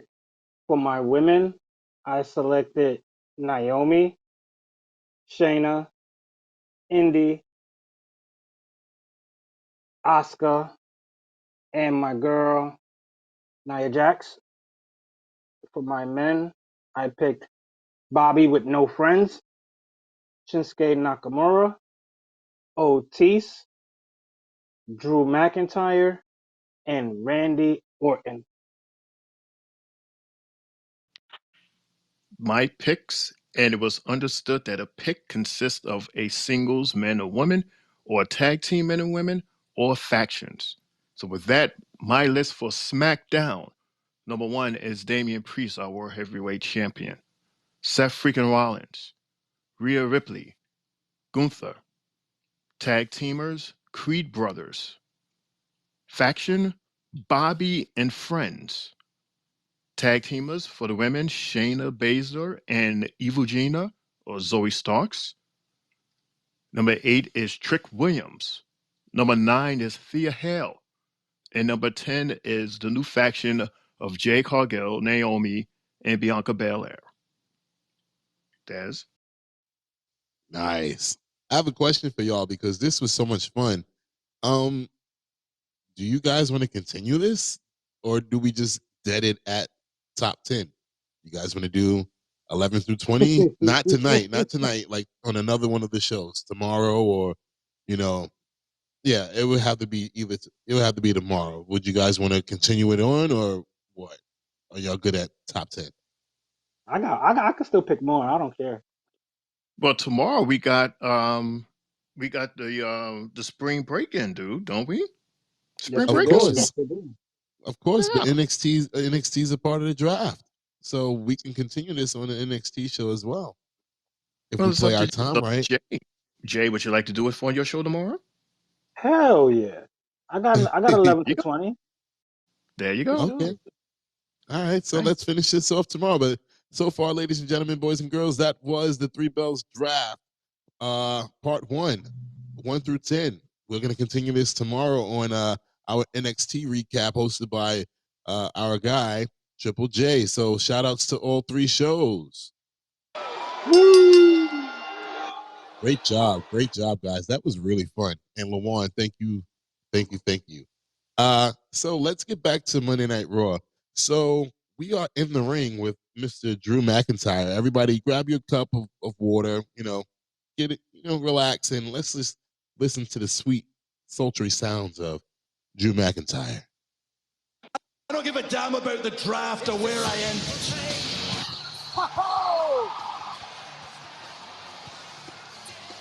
Big Sheamus!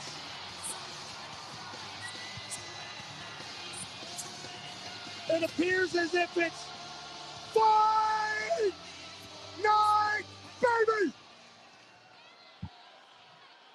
Drew, what's going on, man? I don't get it. They're sitting in the ring here sulking, complaining about how everybody's a coward, yeah? How are you, by the way? Good to see you, Sheamus. But let's be honest, man. All I see is the only person here who's not going to take responsibility for his own mistakes. Oh. And some might say that makes you a coward. You know, are you going to just sit there or are you going to stand up or, huh? Good man. After all this time, I think I've earned that respect. I've known you 20 years. 20 years, and for the last 4, all I've heard you talk about is how you were robbed of your career-defining WrestleMania moments. And then at WrestleMania 40, you did it. You did it. You got your moments. You became the world heavyweight champion in front of a live WrestleMania crowd. Your brother John Galloway flew over from Scotland. He was there. Your wife Caitlin was in the crowd. You saw you give her a kiss. You gave her a big hug. And then you blew it. You blew it over some stupid social media spat. You should be standing here with that World Heavyweight Championship around your waist. I mean, but over a meme and a t-shirt, he just threw it all away like that. I mean, am I supposed to keep wearing black after that public humiliation? That bleeding burial at WrestleMania? Listen, I'm your friend. We've traveled the world together. We've had epic booze-ups together. And we have had banger after banger after banger after banger after banger match together. So as your friend, I'm here to tell you the hard truth. A one-armed CM Punk kicked your arse.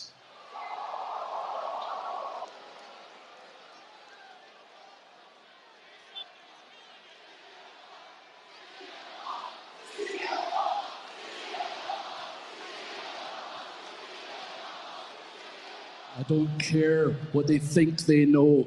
You know what that man did to me. You know how he affected my career when I was a kid. You know better than anybody. This obsession, fella, this obsession is taking down your career. You gotta get it out of your head. All right, you want to do this in front of the world? This has been a conversation we had backstage. You want to tell the hard truths right now, fella? That's what you want to do. Okay, before you were injured, it was banger after banger after banger. But since you've returned, it looks to me like it's been burger after burger after burger.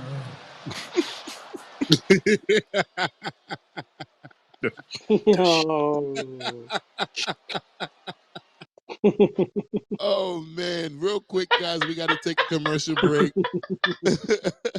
But we'll be right back. You guys looking for a podcast? Well, this ain't no ordinary podcast. This is the Three Bells Podcast with Triple J, Mundo, and Shane O'Mac. Acknowledge me. Coming to you live each and every Monday night for Monday Night Raw, Tuesdays with NXT, and Friday Night SmackDown featuring WWE PPVs, news, and more. So tune in live on stereo and follow the buzzards. And if you're not down with that, we got 2 words for you. And we're back. Oh man, burger after burger after. That was funny. Yeah, I don't know. Do you guys want to hear more of Drew, or do you guys just want to summarize what the rest of this promo was about? I'll give it out to y'all. Anybody? All right. Oh. I mean, yeah, we spoke about this before in terms of, I don't know where Drew is on just blame everybody, for not having the title. And interesting how Sheamus came out in his old theme song. I love that song. I actually work out to that song when I used to work out. But yeah. Yeah, it's I mean, we it's nothing much to say. It's like, dude, where are you going with all of this blaming? Like, at the end of the day, you're in the history books as being champion for 5 minutes, and it's all your fault. It's nobody else's fault. Everybody that you naming, and they have nothing to do with the decisions that you made with your ego. It was your ego that made you lose, not Mr. Damian Priest, not Seth Rollins, not CM Punk, not Mr. Burger or whatever. It's all on you, dude. So, let's see moving forward, how far this is gonna go with um with him and Sheamus. Is this gonna lead to like two good friends getting into a match, a one-on-one match at a PLE? Is that what we're seeing? Is that what we're gearing this up for? Shane, you know what? What do you call it? Sheamus owes Drew that, because again, if y'all remember last year, Sheamus was in a feud with Gunther for the IC title, and that's the only title that Sheamus has never won before. He won everything else but that. So he got his match at WrestleMania, but Drew stuck his nose in the business, and it wound up turning into a triple threat match. And then at the end of the match, if I'm not mistaken, I believe Drew got power bombed onto Sheamus, costing him the match, and Gunther retained. So Sheamus owes him one. Like, bro, you still owe me for that. So I wouldn't mind them getting into a spat again as friends, and beating the hell out of each other, because they're freaking two monsters. And yeah, Jay, I think you're gonna agree with me, or what's up, Jay? I could actually see them two fighting at Clash at the Castle, since it's in Drew's hometown of Scotland.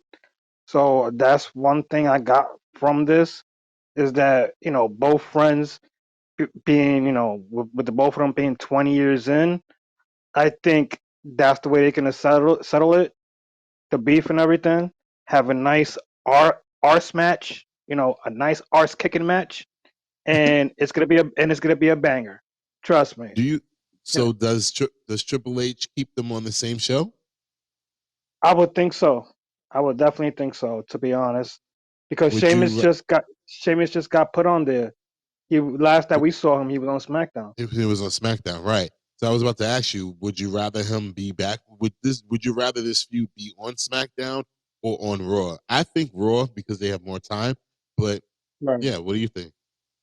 right. Especially with CM Punk being in the fold and lurking in the back, so I can Right. definitely, So you got to keep them on the same definitely see show that. too. So Yes, Dan, talk to me. while I still got you, Jay, this leads into a match between Sheamus and Shinsuke Nakamura. Give me your thoughts on that match, and then Lawan, and finish it out with Shane. I'm gonna be honest about this match and say I only wrote like 3 lines to this match because it was very slow to me to start off, and it wasn't like Sheamus that I've been seeing. His added weight has made him a slower wrestler, so it seems like Shinsuke had to really do the majority of the work in the ring to make Sheamus look good. So, you know, kudos to Sheamus for the win and doing what he did to win the match. The white noise from the top and his kneecap and the bro kick. Everybody likes it. Everybody loves it. But we need Sheamus back with the muscles and everything, so we could see him as more of a believable character. Because right now his slow moves is not it. That bro kick is too slow.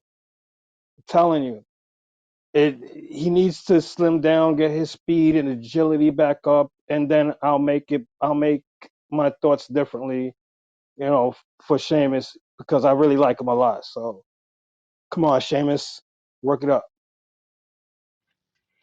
The match was very slow. I can understand why Sheamus is big because I understand he recently came out of surgery, I believe. So I can understand why he's so backed up like that. In other words, also, I could see Sheamus and Drew becoming a heel tag team. I could see that but both of them becoming a heel tag team. Um, Maybe because now Sheamus back on Raw, and he's putting these two together. Maybe Sheamus coming back to his old thing when he was a heel.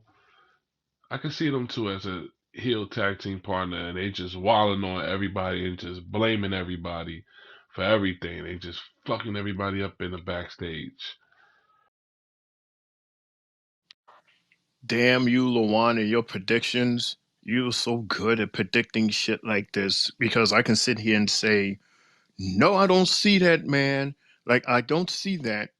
And then it's like, week after week, you keep reminding us of this very same statement. And then the next thing you know, pow, something happens and they become tag teams. And I'm sitting here like, I mean, they were oh. already tag teams already too before. I Mm-hmm. don't see why not bring them back, but as a heel. Before they were a Bang face, Bros. The Bang Bang Bros. Bros. They got to get rid of that name and change it to something else. You heard Bang. Pat McAfee say it, right? He's in the two Bang Bros. I I think they Wait, was are you talking about that serious? too. That was their Wait, names. Why you think Bang he kept Bro? saying banger after banger after Yes. banger after Shane, banger? you don't remember that? That was like Triple H, one of the first things, like Triple H humor right there. You know that's a website, right? A porn website. Yes, that's why I'm like, Bang. That came out around the same Bangbros.com. time. Right. That Oh, came out around the same time that what you call it, Big E was talking about big meaty men. mhm. See, And they gotta meat change that smacking. name. Come up with something else. But they Oh were man. already a tag team as a face. Why not make them a heel and have them just destroying shit? Shit, I don't even mind them going after CM Punk, and CM Punk is able to get some type of help from someone, or he just do Exactly. it alone. Well, All right, real quick. they, yeah. Real quick. I'm sorry, Shane. But I have to do it.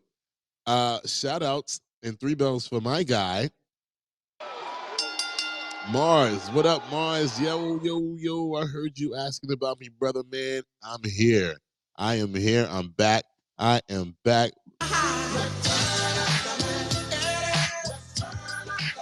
Yes, I'm back. I'm back. Yeah. What? What's up, everybody? What?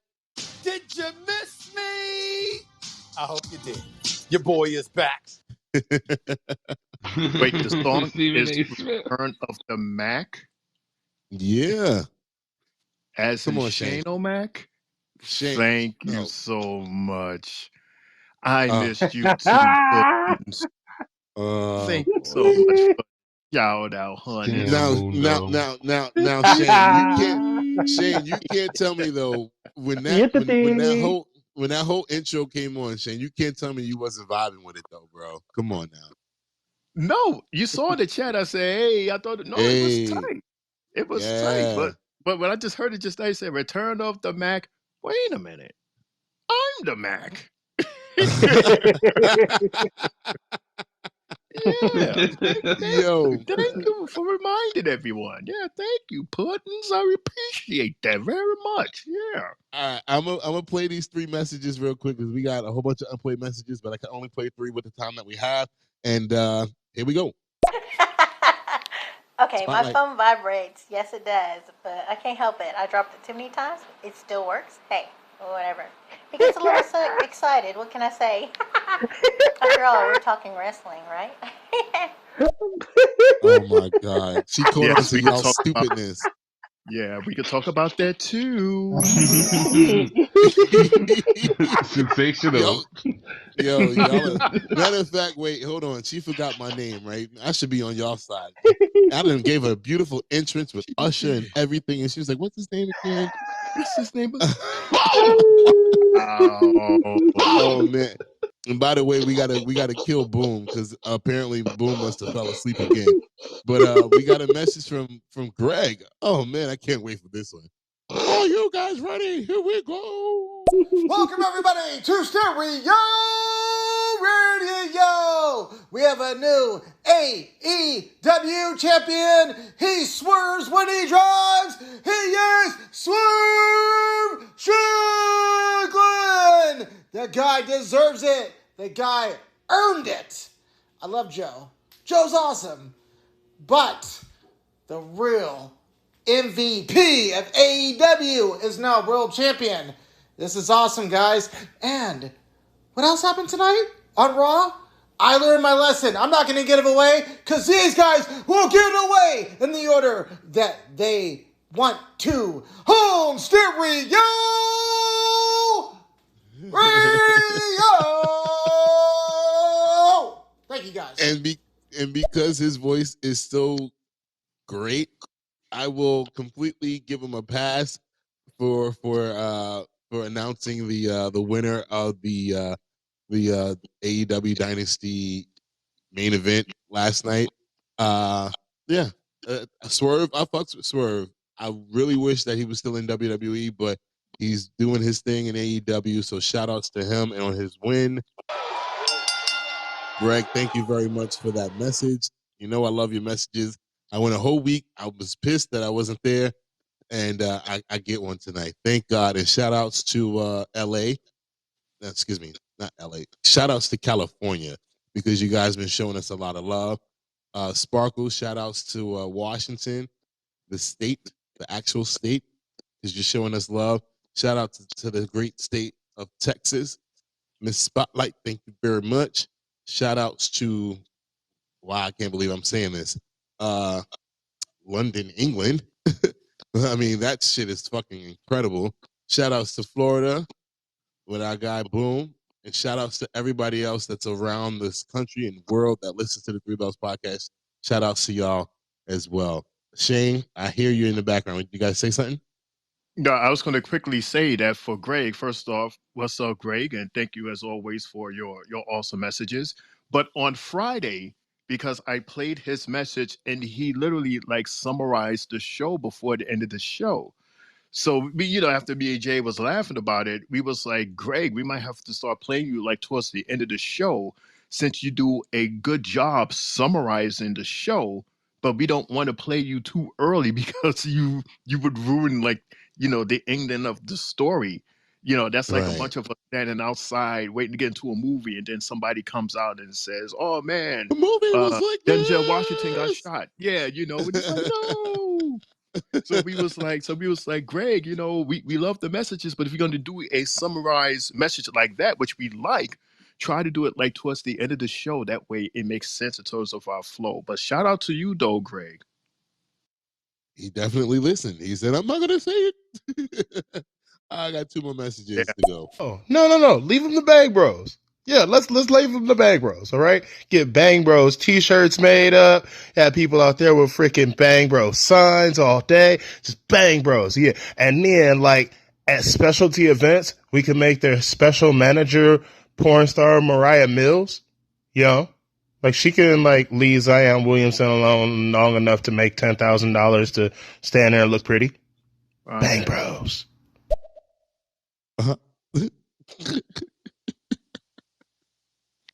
I am so dead. Right, Shane, that's I'm dead. Like what? So what? Their their logo is gonna be the peach and the eggplant, right? Bang, bro. Or should it just be two eggplants? Yo, banging after that's banging. yo.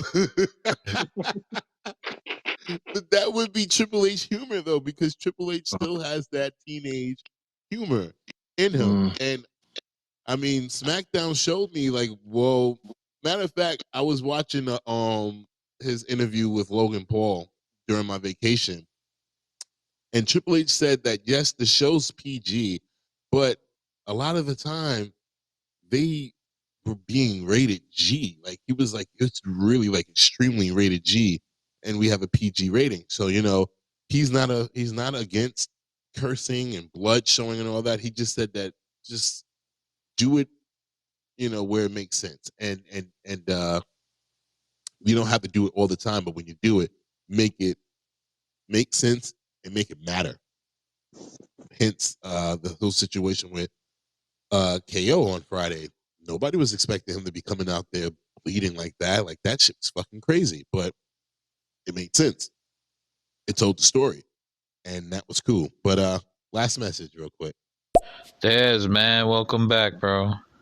Shout out to the panel, man. Shout out to Jay, Shane O'Mac. Shout out to Lawan, man.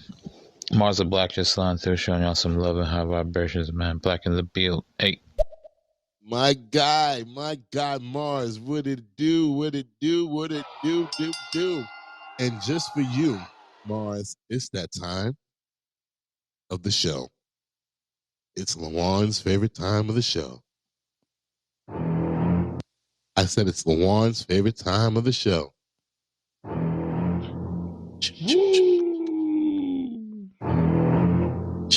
And Lawan, since I don't want to go through this whole intro right here, I'm going to give you the honors of doing it.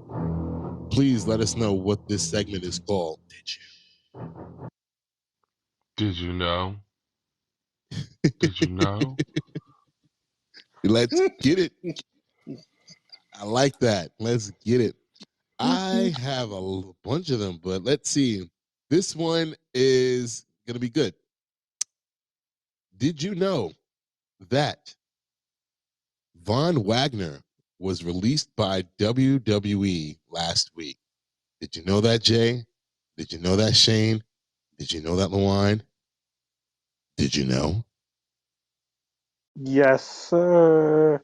I found out earlier this afternoon, and good for his ass. He's Von Bye Bye now. Oh, bye bye, Von Voyage.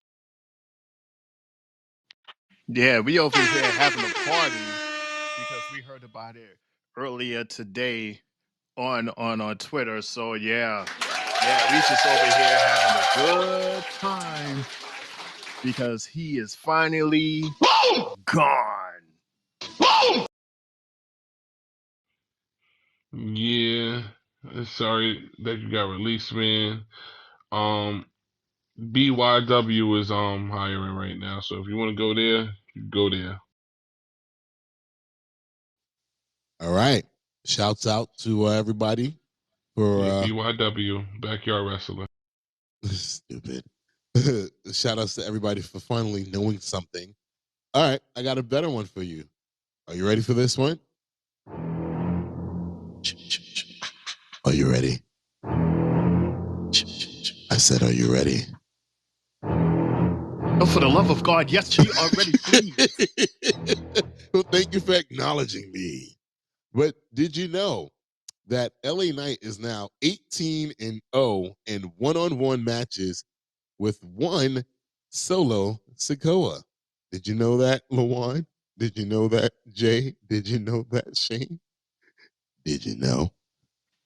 Yes, we all know that Soa is 0-40. Yeah, it's like everybody that stepped in the ring with him, he loses. So how the He be hell you seeing step that. in He there? be seeing that. He be seeing that at SummerSlam. How are you? Oh yeah. After that, I guess they saw the counter. He's 0-40. How you going to come into SmackDown looking like New Jack City and you 0-40? Like, dude, I don't get it.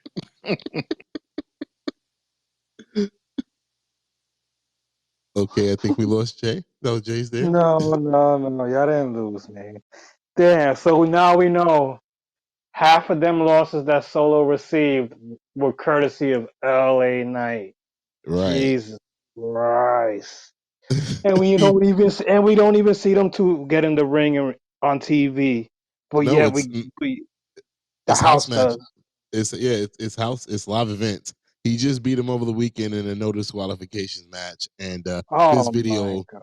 this video of him beating Sokoa in the head with a live microphone, and then going yeah, and then Oh, hitting him with I yeah. seen that. I seen that. All right. Oh shit. Let me see. All right. I should have said this one earlier, but did you know The Miz is the only WWE wrestler to hold every version of the tag team championships since they started splitting them? Did you know that, Jay? Did you know that, Shane? Did you know that, Lawan? Ooh. No, I didn't. Thank you for that one. Good job, Mr. Mizanin. Mm-hmm. Mm-hmm. You better know that. You, Damn right. you, Mr. Mundo, better know that. You Everyone know else I know here, that. we should not be knowing that and going, okay, that's interesting. But yeah, you should know everything, like every tattoo that he has on him, like what his fourth grade teacher name is. You better That's know my everything about. yep. Mm-hmm. That's my D Wade to Undertaker's Jordan. So yes, I knew Yep. that. Lawan, you knew that? No to the no. I did not know that. No, no, no, no, no, no. Hmm. All right, I'm gonna head over to the rumor reactions and hot takes real quick. I'm trying to run through everything. It's rumored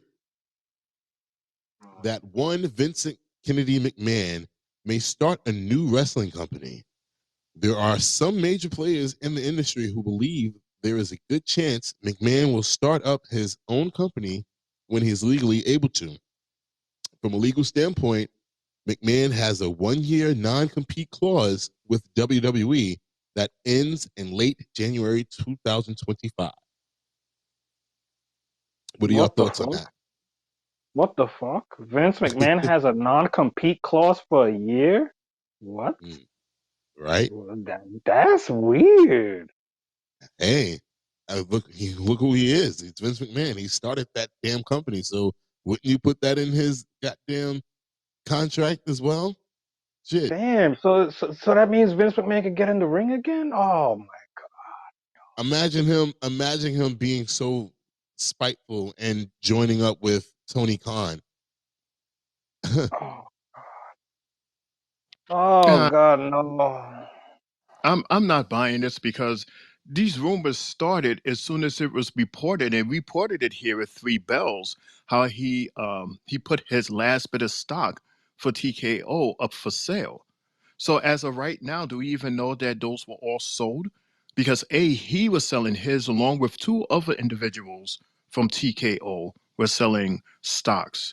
And as soon as they said that, everybody was like, okay, well now that he's totally, disinvolved himself from WWE, will he start up his own company? Remember, Jay, we've had this discussion and we Right, saw the news stories about this. And I was like, no, I personally don't see it. Like I don't see it. But First off, now, he has to sell off these stocks first off. He has to worry about that before you can even think about remotely thinking about starting another circuit. And where are you going to go? Like, there's a lot of things that for him, there's a lot of questions for him to answer in order to even think of doing that. Don't you guys think? well, I'm right. assuming that he must have sold his stock back to TKO they brought it from him just to make sure that they have cut all ties from Vince. And so I think that was done.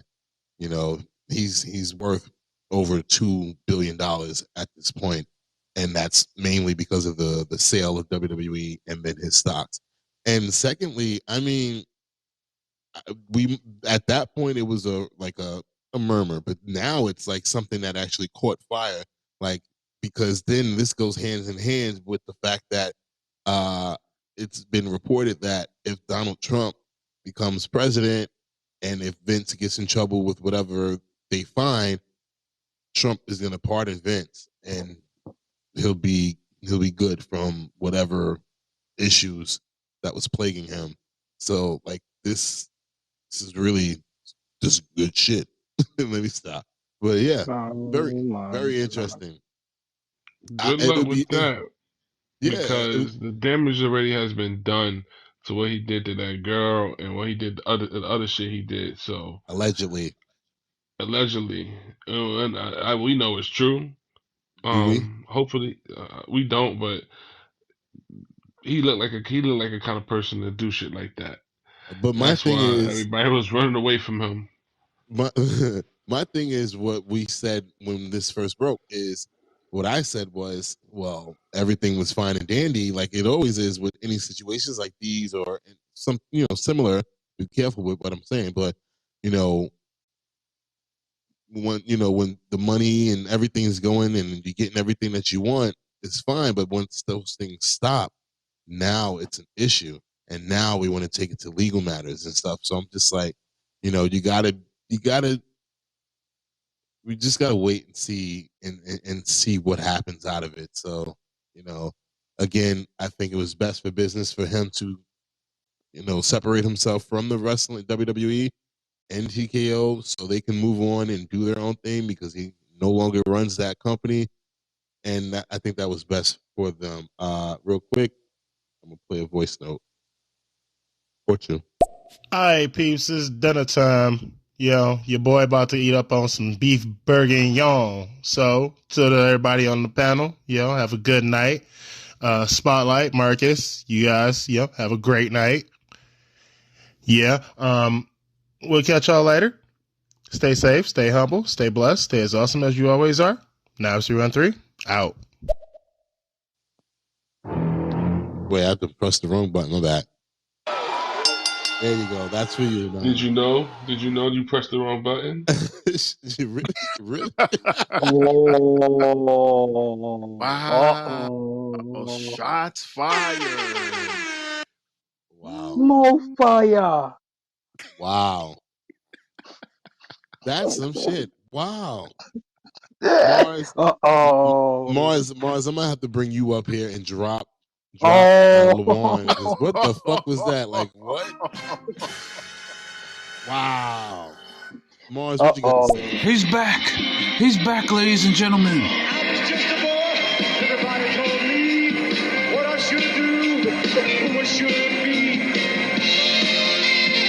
It's Vincent Kennedy McMahon. Oh my God. My golly boy. Sometimes realize I finally have to say, stand back.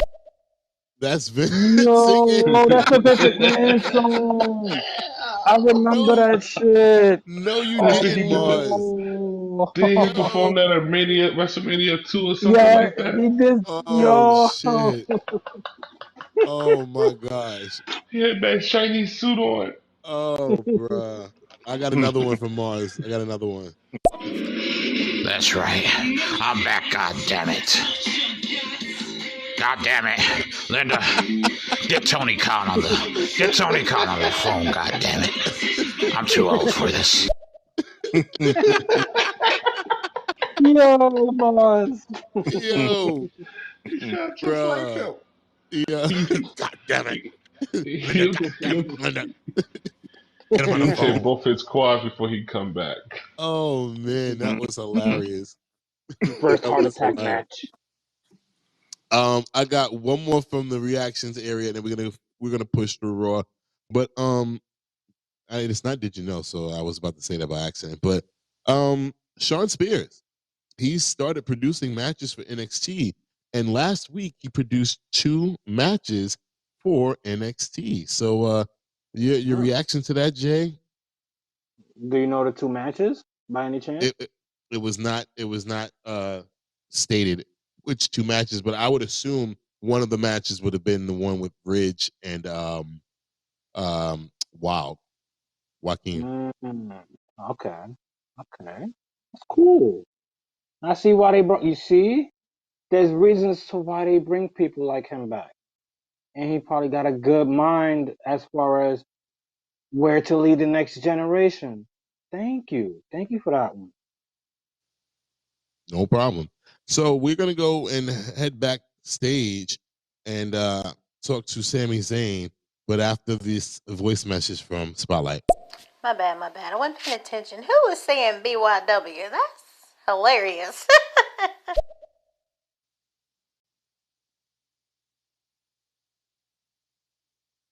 That was Sammy, we just LeBron. He saw said what BYW. transpired last week in Montreal. How have you been able to process everything that happened?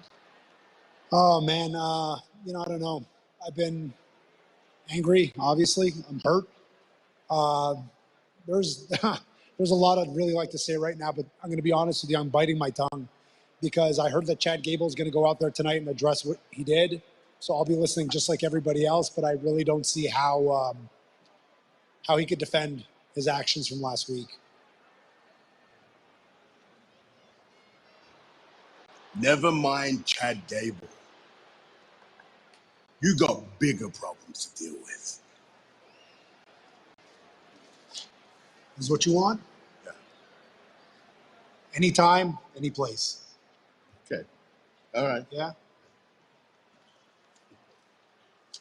Excuse me, Sammy. I was hoping you could expand on everything that happened. Oh my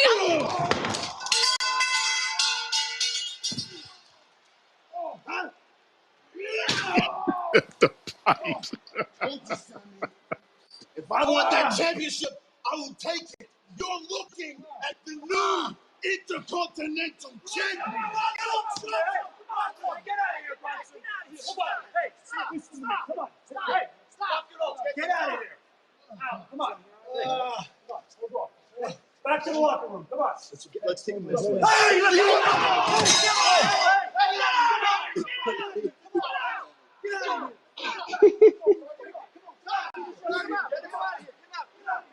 Was I the only one surprised that like the height difference between Sammy and Bronson? Like, what the hell? It looks so weird. Like, I thought Sammy was a small guy, but apparently he's not. Or maybe Bronson's shorter than what I thought he was. Like, was I the only one?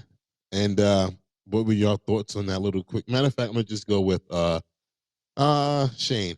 What was your thoughts on that? And did you feel the same way that I feel about the whole height disparity between the two of them? Kind of weird. No, I mean, Sami Zayn, he's not a small dude. I mean, he may seem like it from, when he's standing next to some people, but looking at his stats, he's 6'1", Des, at around 212 pounds. So he's not a small guy. And yeah, I'm waiting for this match. I'm waiting for these two to go at it because y'all know how much I like Bronson, and for him to go against Sammy and for a title, let's hit it, Des. I'm ready. Did Triple H give it away that Raw will be keeping these two together on the same program? But we don't know what program they'll be on. But do you think that that's what happened? Because they didn't announce when exactly this match would be happening. Yeah, I'm guessing that the IC title is going to remain on Raw. So Right. yeah, but then if they do that, then that means the US title will have to stay on SmackDown. Yes. Right. Yep. Interesting. So let's take our camera off of us, Shane, and let the camera go ahead and do what they do and get down to the ringside for our guy, Chad Gable. No, I'm lying. Rewind. No, I'm lying. I'm right. Let me paint the picture for you. Capacity crowd in Montreal. Intercontinental Championship match. Chad Gable versus hometown hero Sami Zayn. Now, we tear the house down and Sami walks out as champion. I mean, it's a great story, right? And one that I could even accept, even if I didn't want to. But not Sami. It wasn't good enough for him. Now, he had to rub it in. He found me weeping in the back corner of the ring, and he placed that championship right in front of my face. But I took it on the chin. I showed class. I got up. I raised his hand right in the middle of this ring and gave him his moment. But even that wasn't enough. So what did he do? He found his wife in the front row and brought that championship down to celebrate with her when he knew I was standing right there. He knew that was my moment. Oh. That should have been me at WrestleMania. That should have been me with my daughter celebrating in the front row with my championship. But I was wasting my time training Sami Zayn. I've been wasting my time training a bunch of freaking losers. That's right. That's right. Sounds like a flock of wow-wows coming out of Chad Gable's mouth. That's right. That's right. Tozawa, you got a problem with that, huh? Say something. Because I got a problem or two myself, Mr. Funny Man. All you do is come out here week after week, you do your little dance, and you rack up loss after loss. It's pathetic. Finger. Not the finger. I thought of Jay And for some reason. Sweet Miss Maxine. Pretty as a princess, right? But dumb as a box of rocks. Lord. I mean, what else do I have to do? I've given you everything and got nothing in return. It's pathetic. And don't even get me started on you. Don't. Let him cook. Let him cook. Otis, my prize pupil, my number one guy. You have proven yourself, beyond a shadow of a doubt, to be the biggest disappointment of them all. Look, guys, back up a second. Hold on. But this right here this is why you signed up for the Academy, right? For feedback, honest feedback, to show you how to get better. You can't be upset with me for this, all right? Just get on the same page and know that from now on, we're going to focus on Gable. We're all going to win my Intercontinental Championship together. And you're going to help me no matter what, right? Boo. No. I want to hear you say it together. No matter what.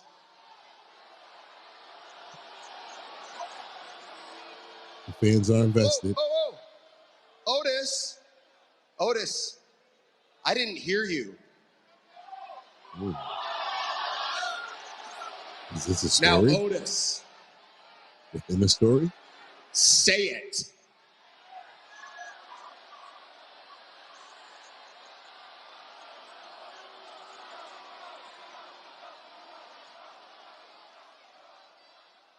No matter what. Oh, notice. Good. Mic drop. Lawan, I'll start with you, bro. What were your thoughts on that? Go with Jay and then Shane. It's about damn time. Listening to that promo, he remind me of Kurt Angle so much, man. Just the way he talk, the way he sound, some of the insults sound exactly what Kurt Angle would say during his time during the Attitude Era. On that, I hope that the Alpha Academy is going. I know they said what they said in the ring, but I hope that he teams up with the Creed brothers. This way, it will help all three of those guys moving forward with their careers. Um, it'll be a strong stable, a stronger fraction than the Alpha Academy, and hopefully Chad Gable changed his music too, man. He got to get rid of that song. But out of everything else, man, I'm happy that Chad Gable is starting to get shown his work because he's been working hard for a long time. So I'm happy for him. Right, right. You know, what I got out of this with Chad is, yeah, like you said, it's about goddamn time. Son went from Shorty G, and now we're seeing the full, you know, evolution of the guy. We've seen him go through a lot, and we see that he actually has a focus, and he doesn't want to stop pursuing this IC title. You know, and at the same time, I don't see him adding anyone to his stable side because if this was Kurt Angle, you know, Kurt Angle at first took two guys, being Shelton Benjamin and his other boy. I don't know if he does it with the Creed Bros because the Creed Bros were never bad on NXT. They've been fed to us as good guys from the jump. So if he takes them, that's going to be something different because we're not going to know how to react to the Creed brothers. So if anything, I think this is something where Chad finds himself first, and with everybody that he has around him, they're going to all leave him one by one to let him handle his situations by himself. And once he handles his situations, then we get to see, you know, because like you said, LeBron, we got Kurt Angle, you know, vibes off of him. Look at last week Mm-hmm. when he caught some with the angle slam from the top rope. We seen that. That was the first sign of a angle move, and then you go the ankle lock. Everything is screaming Kurt. All we gotta do is get that segment where he cuts his hair off and goes bald and shit's gonna be bananas. I'm telling you. Wouldn't be too surprised if he comes out with the fucking milk truck. Yeah, just to cut the time short, I'm just sticking with what Lawan and it was like the whole time for some reason I was thinking Lawan because Lawan once again had called this out. He called this out and I said, I know this guy, his cheeks got to hurt because he's been smiling so hard and so much during this whole promo because he spoke this and it's happening. So yeah. So I add that to what Lawan was saying and to what Jay is saying. So yeah, moving forward, let's see what Thank happens. you, What's Shane. the game? Thank you. Thank you, man. Des, yeah. Yeah. He said it and it happened. And he's giving Alpha Academy a out. You know, you guys can stick with me, but you know, my focus has been on you guys so much. And now it's time for me and all of us to invest our time in me. So yeah, I'm with it. I would love to see where this goes. So question then. So does Shoot. this mean that the whole Alpha Academy is doing a heel turn? I would think so in order to help Chad out, right? It's a reluctant heel turn, but eventually. But then I said while we were listening to that, I think that it's a story within a story that somewhere down the line, Otis is going to be like, enough is enough. And then it'll be a feud between him and Chad somewhere down the line. And maybe it might be for the Intercontinental Championship. We shall see. Nah. You see, when you say all of Mm-hmm. that, I'm still thinking Mm-hmm. like that this was the end of the group and Otis is gonna be going on NXT and reviving his old character, like the way he was with Mandy Rose. I think he's gonna be a guy that's just, gets all, a ladies' man. That's what I think he's gonna be, a ladies' man when they revive his character. and there's plenty of women on NXT for him to try to kick game to. So I could see, that movement with a guy like Otis. I don't see him really trying to beef with Chad. I think Chad's gonna just go on his merry way. And if him and Otis do fight, it'll probably be what, the last night before the draft. I mean, the last night on draft night, if anything. Well, the last time you disagreed with me in regards to this story, I was right. I told I y'all. know. I know you could be I right. said that the whole thing with Chad and Sammy was going to be the start of their feud, and I said that Sammy was going to win the title at Mania, and then they would be feuding over the belt moving forward. Y'all didn't agree with me, regardless of what Lawan said, and I was like, okay, but in order for them to have an actual story for something, it would be for the belt. So, all right, I'll play this back down the line when I'm right again. Jesus So yeah, Christ.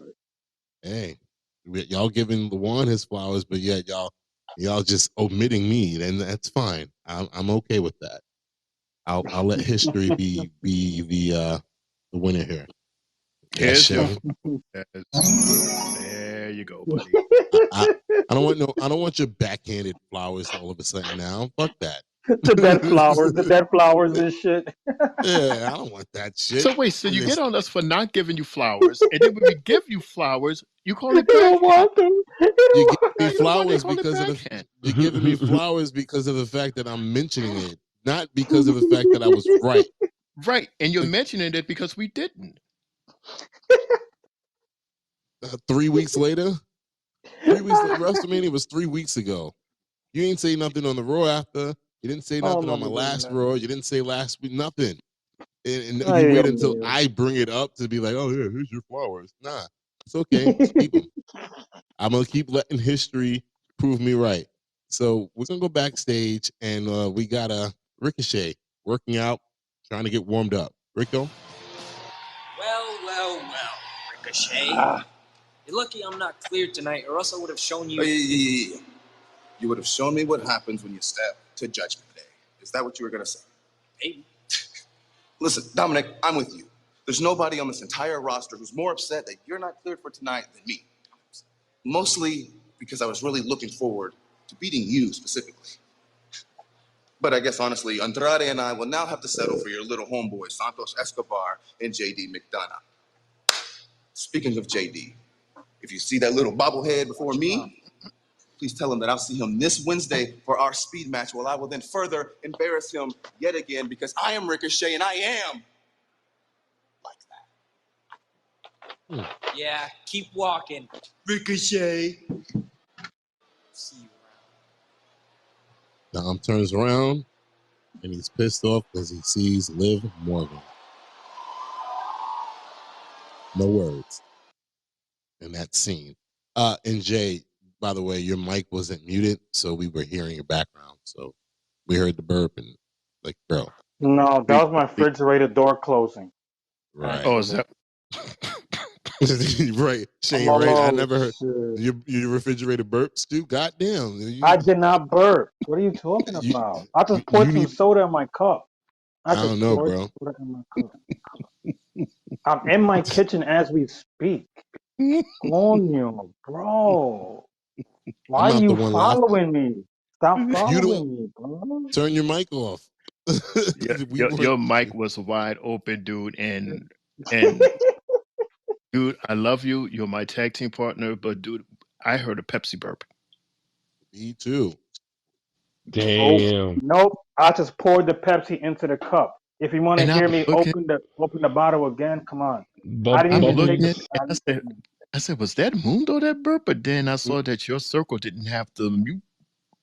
So I'm like, yeah. Look, this is what you heard. This is what you heard. Look. The little fizz. No. Yes. No. Yes. No. I did not burp. No. I know I did not burp.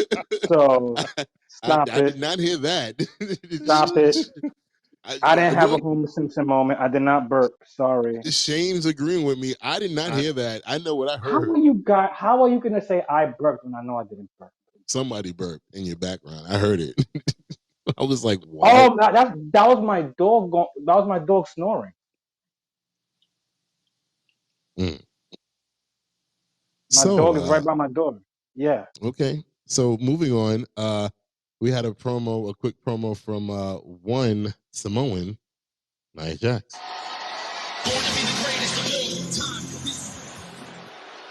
We're having an all-star women's battle royal for the Women's World Championship. 14 women. That means there's 13 females and one monster. And I'm that monster. I'm going to terrorize each and every one of them. And I'm going to eliminate them one by one by one. Until I'm the last woman standing. And I become your Women's World Champ.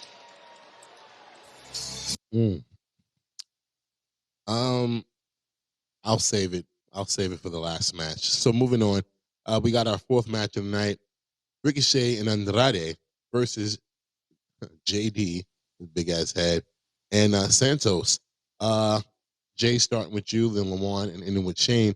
What were your thoughts on that match? Match number 4. With that match, damn it. I would say we got my boy Pretty Ricky, doing his thing. It was an unusual tag team pairing for the two, to be honest. Something I didn't, really expect to see. But, I noticed Ricochet in his Green Ranger pants from Power Rangers, if you guys ain't see that. Also, they lost again. Ay, Dios mío. If it's not a bad thing, it's a really bad thing. Just continuously see these guys just lose. It would piss me off if I was in a faction and I would see my guys continuously lose and I gotta come out and handle business every time. Like, guys, you're showing me how weak you are. That you're losing, the way that you are. So, also, one more thing before I go off. JD, I noticed during the match, was blind tagging Andrade here and there, and you could kind of see in Andrade's eyes that, like, bro, why you hitting me this hard? Why you smacking me? Like, I think something's gonna happen to the point where, like I said, they're gonna probably form their own little stable with Santos and Dom, and they'll eventually have a third. So this is something that we gotta keep looking forward to, because it seems like what WWE is doing is they feeding us factions with guys that are on losing streaks, a la Solo, a la Dom, loser, put them in a faction. Let's see what happens. Let's hope they win. So eventually, this losing may end, but hey, shit happens, guys. Match was regular. It was decent. Nothing out of the ordinary. Judging Day loses again, causing Damian Priest to cause havoc and tell everyone, I told you I don't need you. Y'all need Lawan, me. Yes, sir. I'm sorry to stop you. Jay, your mic is not muted, bro. Please. for the sake of you. There you go. Go ahead. And that's about it. It just comes on with Damian Priest coming in the ring saying he had to cause havoc because they lost again. He was already pissed off from getting kicked in the face.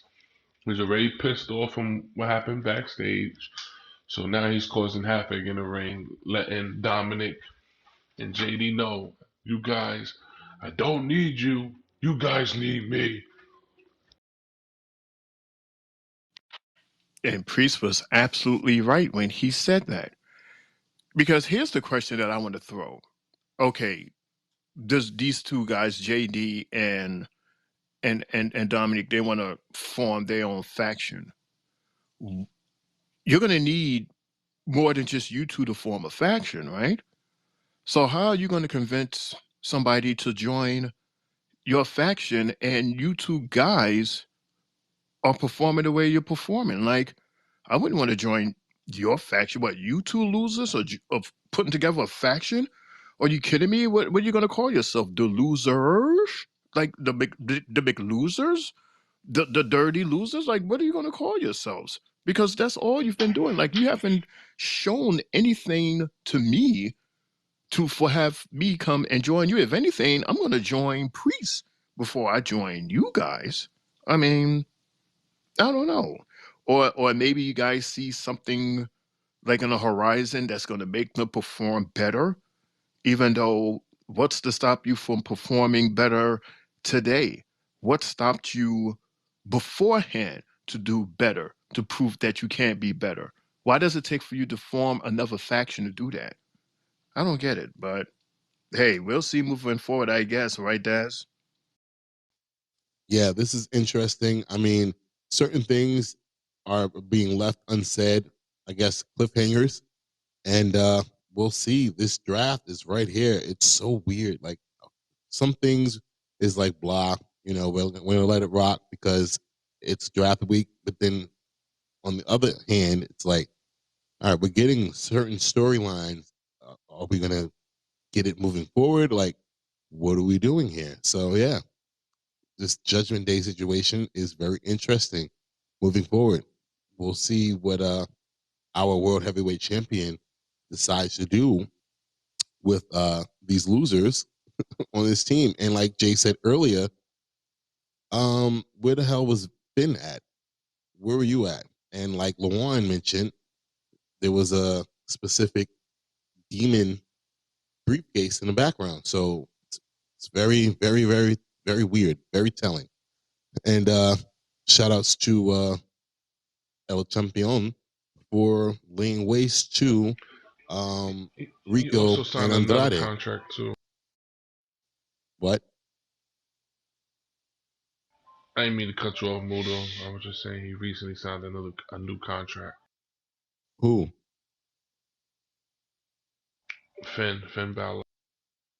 Copy that.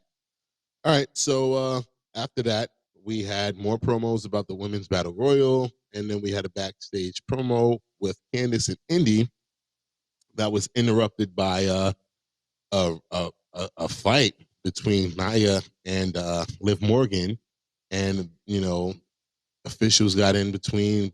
Adam Pearce got his little moment, 15 seconds of fame, and then we see Becky Lynch, and Becky Lynch is just minding her business, coming in, and she bumps into the reporter and Shane, because we got to have our nerd moment of the night. Shane, I'm gonna let you take it over from here with what you saw, from when Becky Lynch came in. Shane? So the camera, this was, keep in mind that this one segment, this backstage segment, is all one camera, one shot. So like Des says, it starts off with Indy and Candace. Then we hear the commotion, and the camera follows the reporter. Is it Kelly? I forgot her name. I'm sorry. I'm sorry, sweetie, but we like you. The camera follows her, and they're looking at the melee with Nia and Liv and the worst security that you will see, which is WWE security and referees trying to break them up. And then here comes Becky out of nowhere, and she's like, "Oh, I see you wear a lot of hats, this, that, and the third." No, I wear a lot of hats, this, that, and the third. I guess I'll be reported too. And grab the mic, and she starts to walk forward. Same camera shot is following her. And as she's walking, she happens to walk past Maxine and Ivy Niles. So she goes back and she's talking to Maxie. I don't know the exact words, but it's like one of those inspiration things. Like, this is your first time going for a title. She says yes. She said, make sure that this is not your last, just like a little inspiration. And then she walks away, and she walks to the gorilla, and it literally follows her all the way till she gets to the gorilla. Then they play her music, and then she comes out, and then the camera turns around so they can get the smoke, and literally follows her all the way into the ring. So, and I wrote this, that this Des was our single camera shot of the night. Yeah, that was it right there. And Shane, real quick, do you think she did it better than KO did on Friday on SmackDown? Because he had one of those as well, where he took the mic from Byron and talked his way all the way to the ring. Do you think he did it better, or did she do it better? I mean, I don't know if it was better because I thought they were both awesome. They were both cool. Because I was looking forward to see if there was like hiccups, but there was no Mhm. hiccups in either one. So they were both good. I can't pick. I can't say one is better than the other. I mean, do you have a one that's better? I'll say this one that we got tonight with Becky.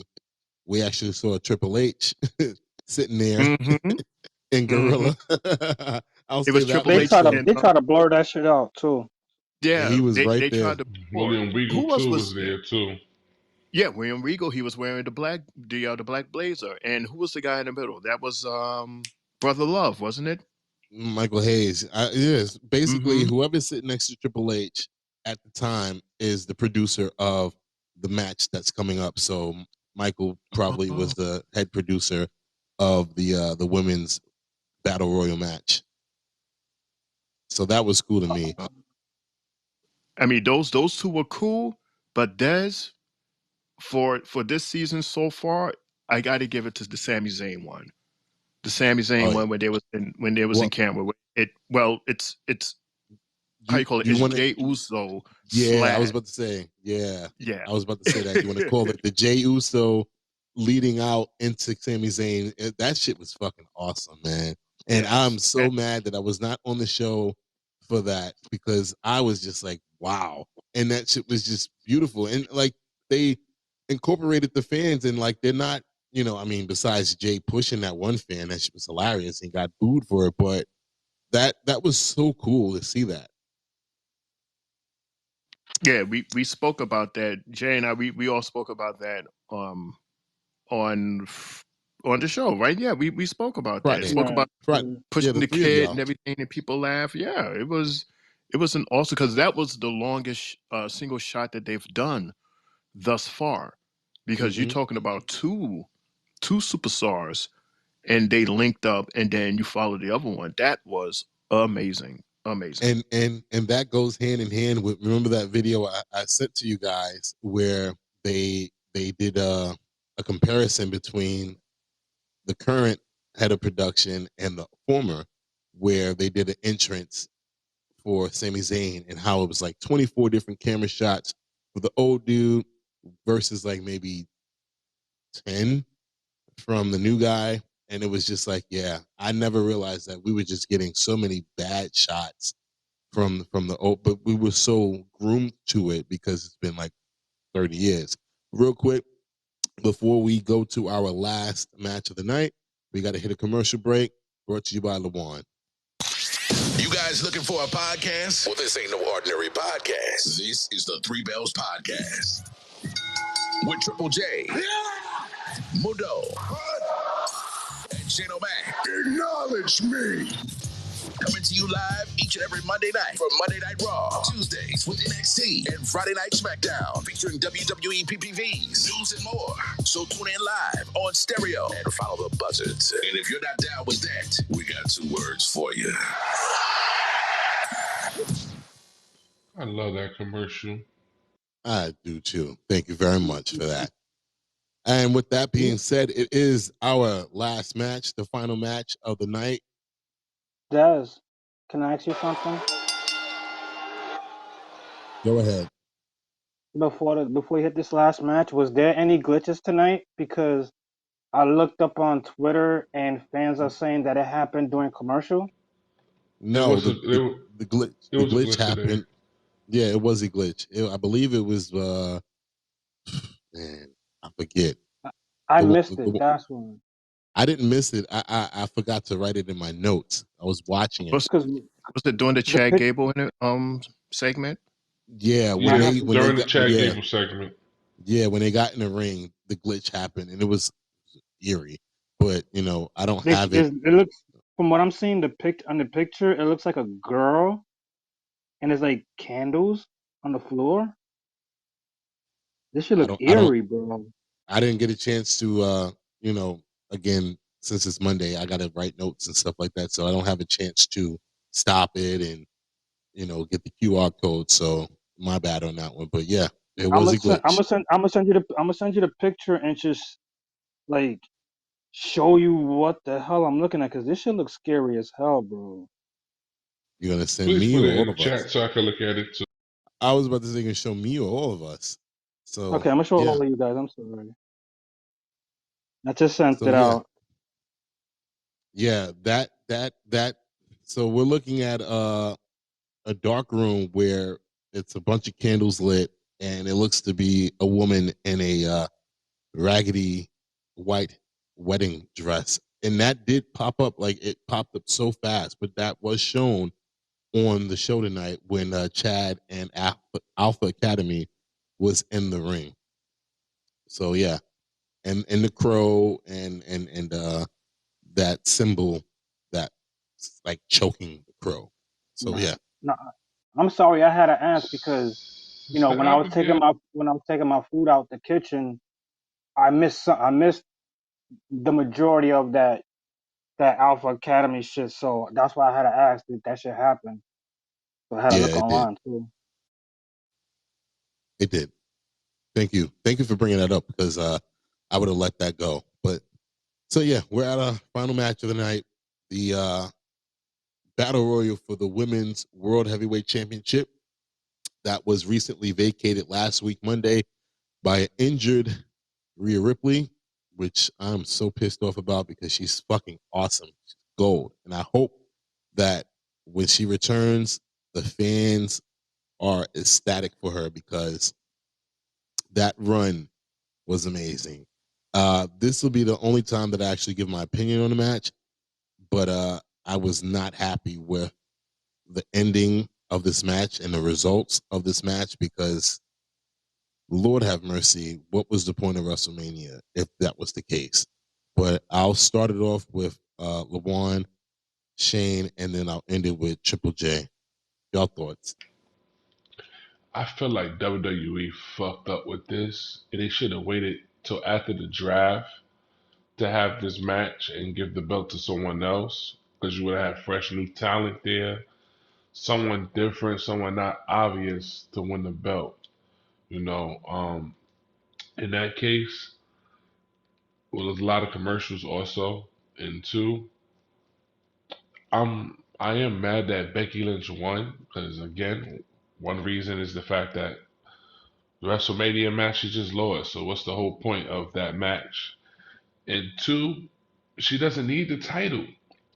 But I understand why they gave her the title for the simple fact that she's a popular star.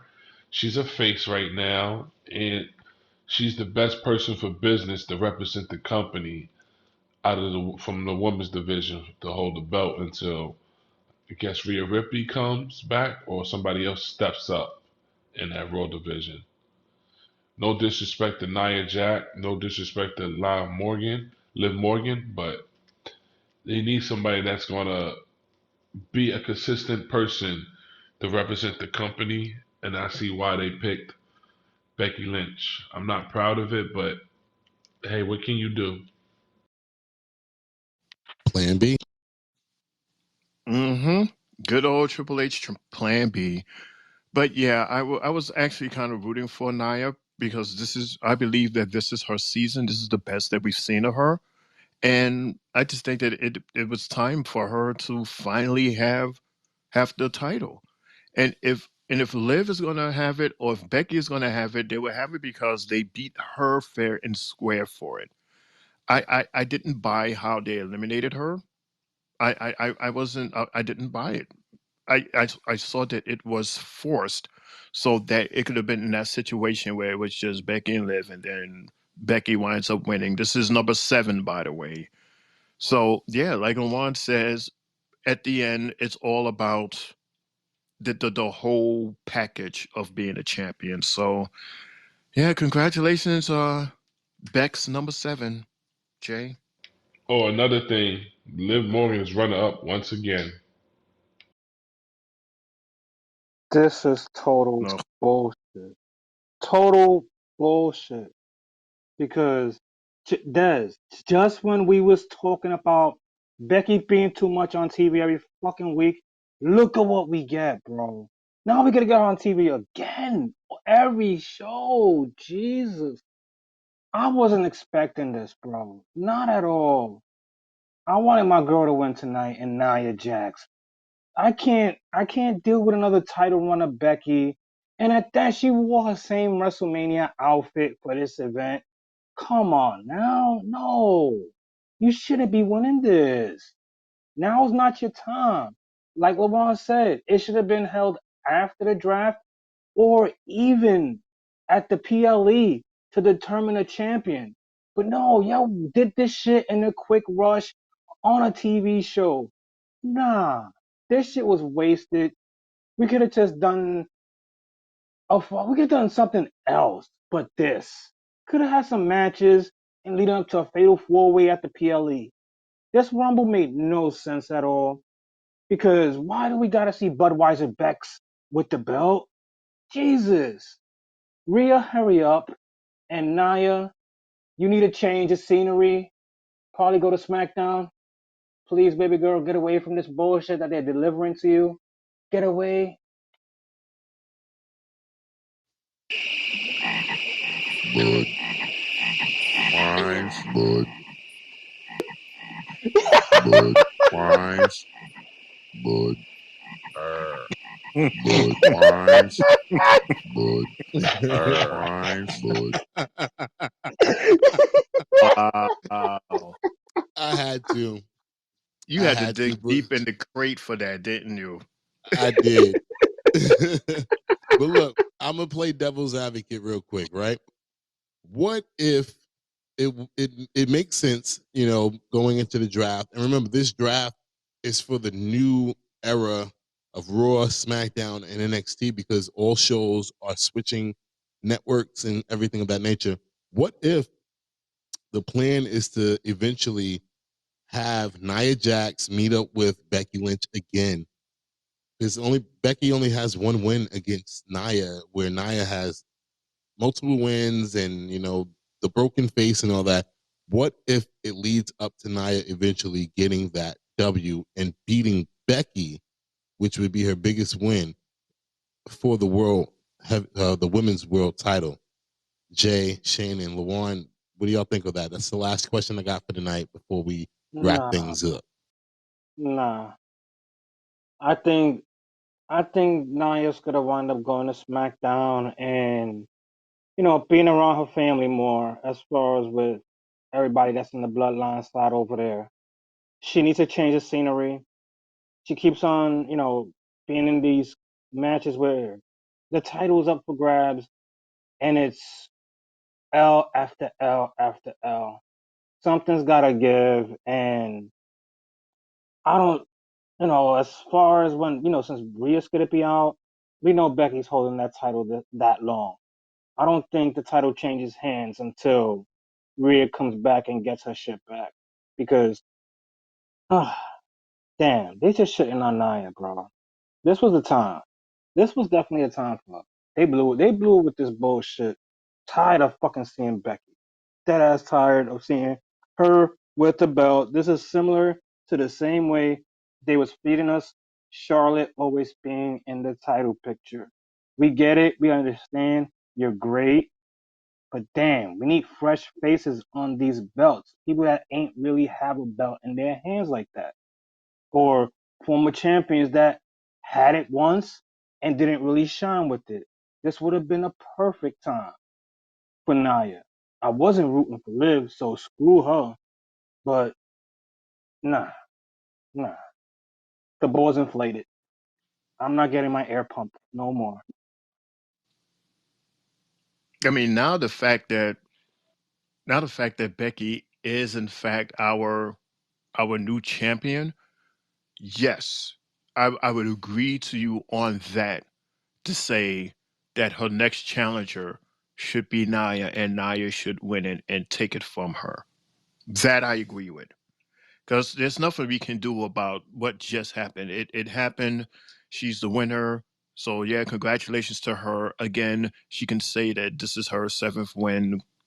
I mean, maybe that's why they had her win this time around, so that she can have it for a little bit. And I don't know, maybe at the next PLE or PLE after that, Naya will get a chance to get the title. But I'm predicting that Naya, she is going to be champion soon, very soon. That's what I'm predicting. There you go, Lawan.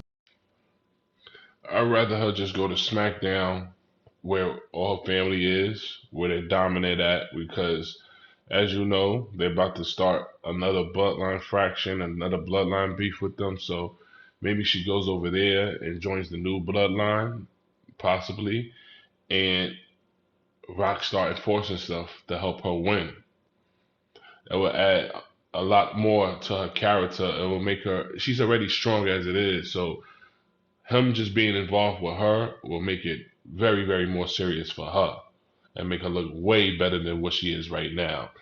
And the most of the women's roster over there in SmackDown is better than the Raw's roster. So I don't know who they're going to keep on SmackDown, but as far as I know, SmackDown has a better roster.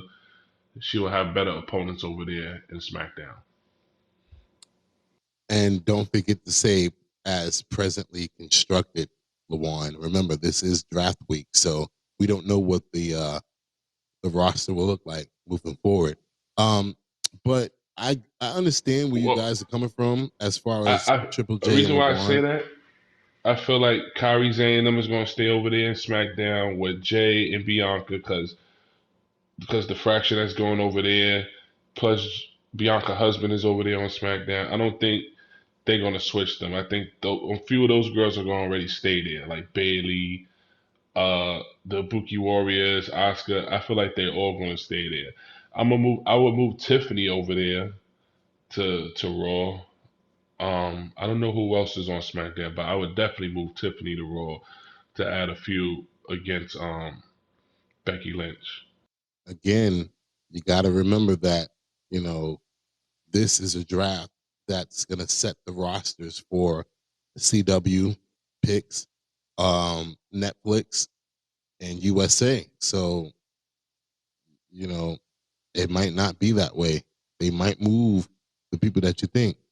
You know, if people are used to seeing Damage Control on TV, regular TV, they'll move them to Smack. To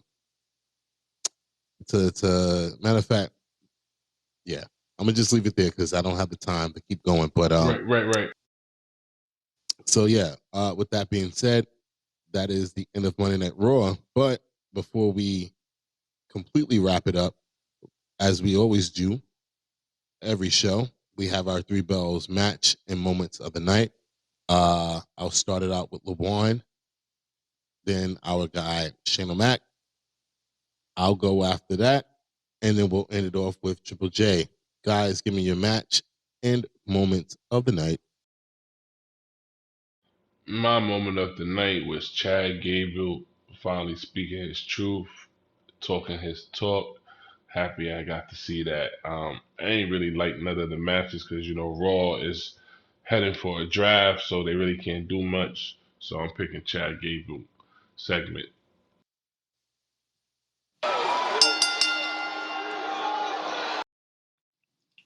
My match for the night, and this is kind of hard to pick because it was such a weird night in terms of matches. But the my match is the main event one with the battle royal for the women. You had Carter and Chance, aka CNC Music Factory, and you had Shayna, Evil, Gina. They was doing their thing. Like a couple of girls was really, really doing their thing.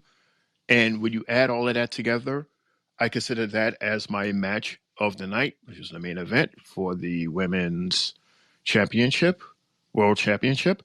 And my moment of the night was when that goddamn Ludwig done crossed and attacked his tag team partner.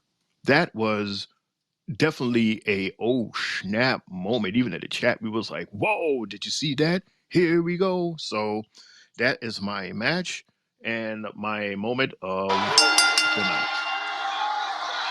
Nice.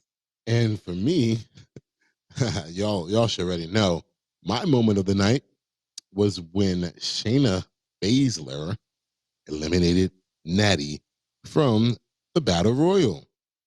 And my match of the night, I have two. 1A is DIY versus Imperium. I thought it was a good match. Excuse me, not DIY. It was New Day. Okay, Jay, shut up. It was New Day versus Imperium. And then 1B was Rico and Andrade versus JD and Santos, with that ending from Damian Priest. So that's my match and moment of the night. Of course. Well, you know, Okay, this was Shane a. Jr. with your okay. I'm not a junior right now. I'm Triple J. Please. Yeah, but he did it first. So Junior. Okay. No. But this was a wild night. That, bro, I don't know. The wrestling wasn't all that tonight. So if I had to go with the match, I'm gonna go DIY versus Awesome Truth. That was a cool little back and forth match, and seeing R-Truth, channel his inner John Cena is always comedy and good for TV. So, I'll go with that. And I have two moments of the night. One being that Kaiser shit, when Kaiser went ham on Vinci, that was bananas. And my guy Damian Priest having to go in there and teach his boys, what to do in that ring by cleaning house and beating everybody up in the ring for them boys losing. That's my moments of the night and my match as well, guys.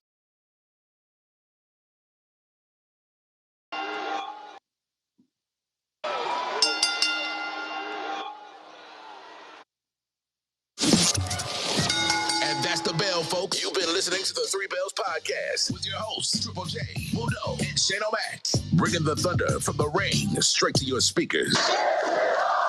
But a conversation doesn't end here. Keep the conversation going in the comments and follow us on our socials to get the latest scoop on WWE events and behind the scenes action. Until next time, stay loud, stay proud, and above all, stay tuned for more hot takes, news, in the world of wrestling. Expect the unexpected. See you on the next show, the Three Bells Podcast.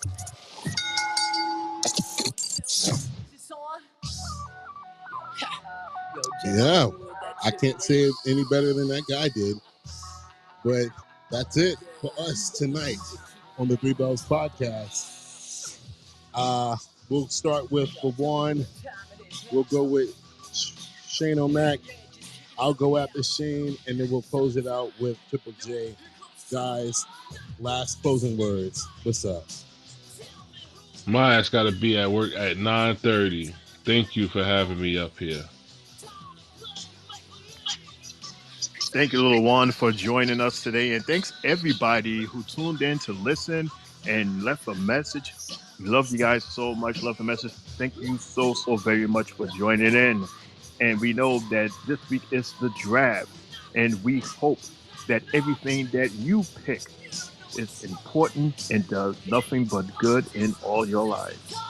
It's me, your homie, Shane O'Mac, coming to you live from the East New York section of the Three Bells Podcast, saying good fight, good night.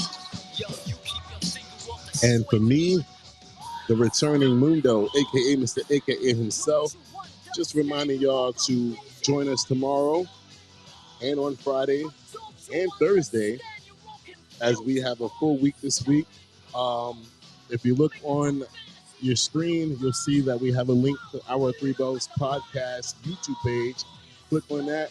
You have all the shows that we did in the past, so you can keep up with us.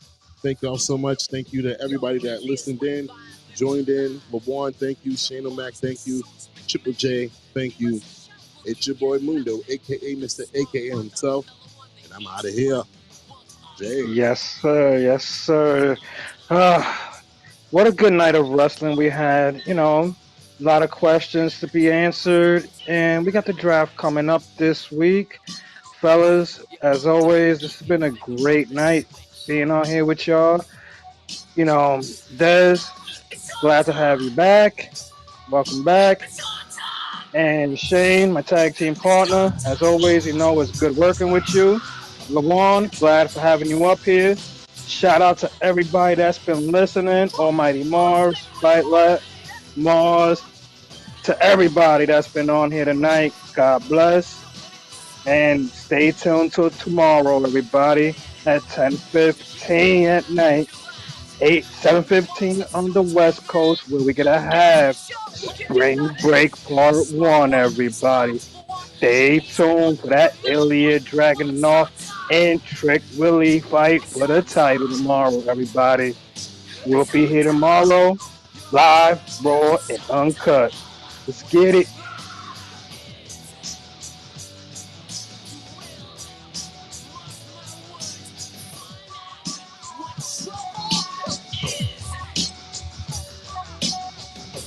Yeet. Does anybody know who's sleeping with who? I can't hear you. And as always, no yeet.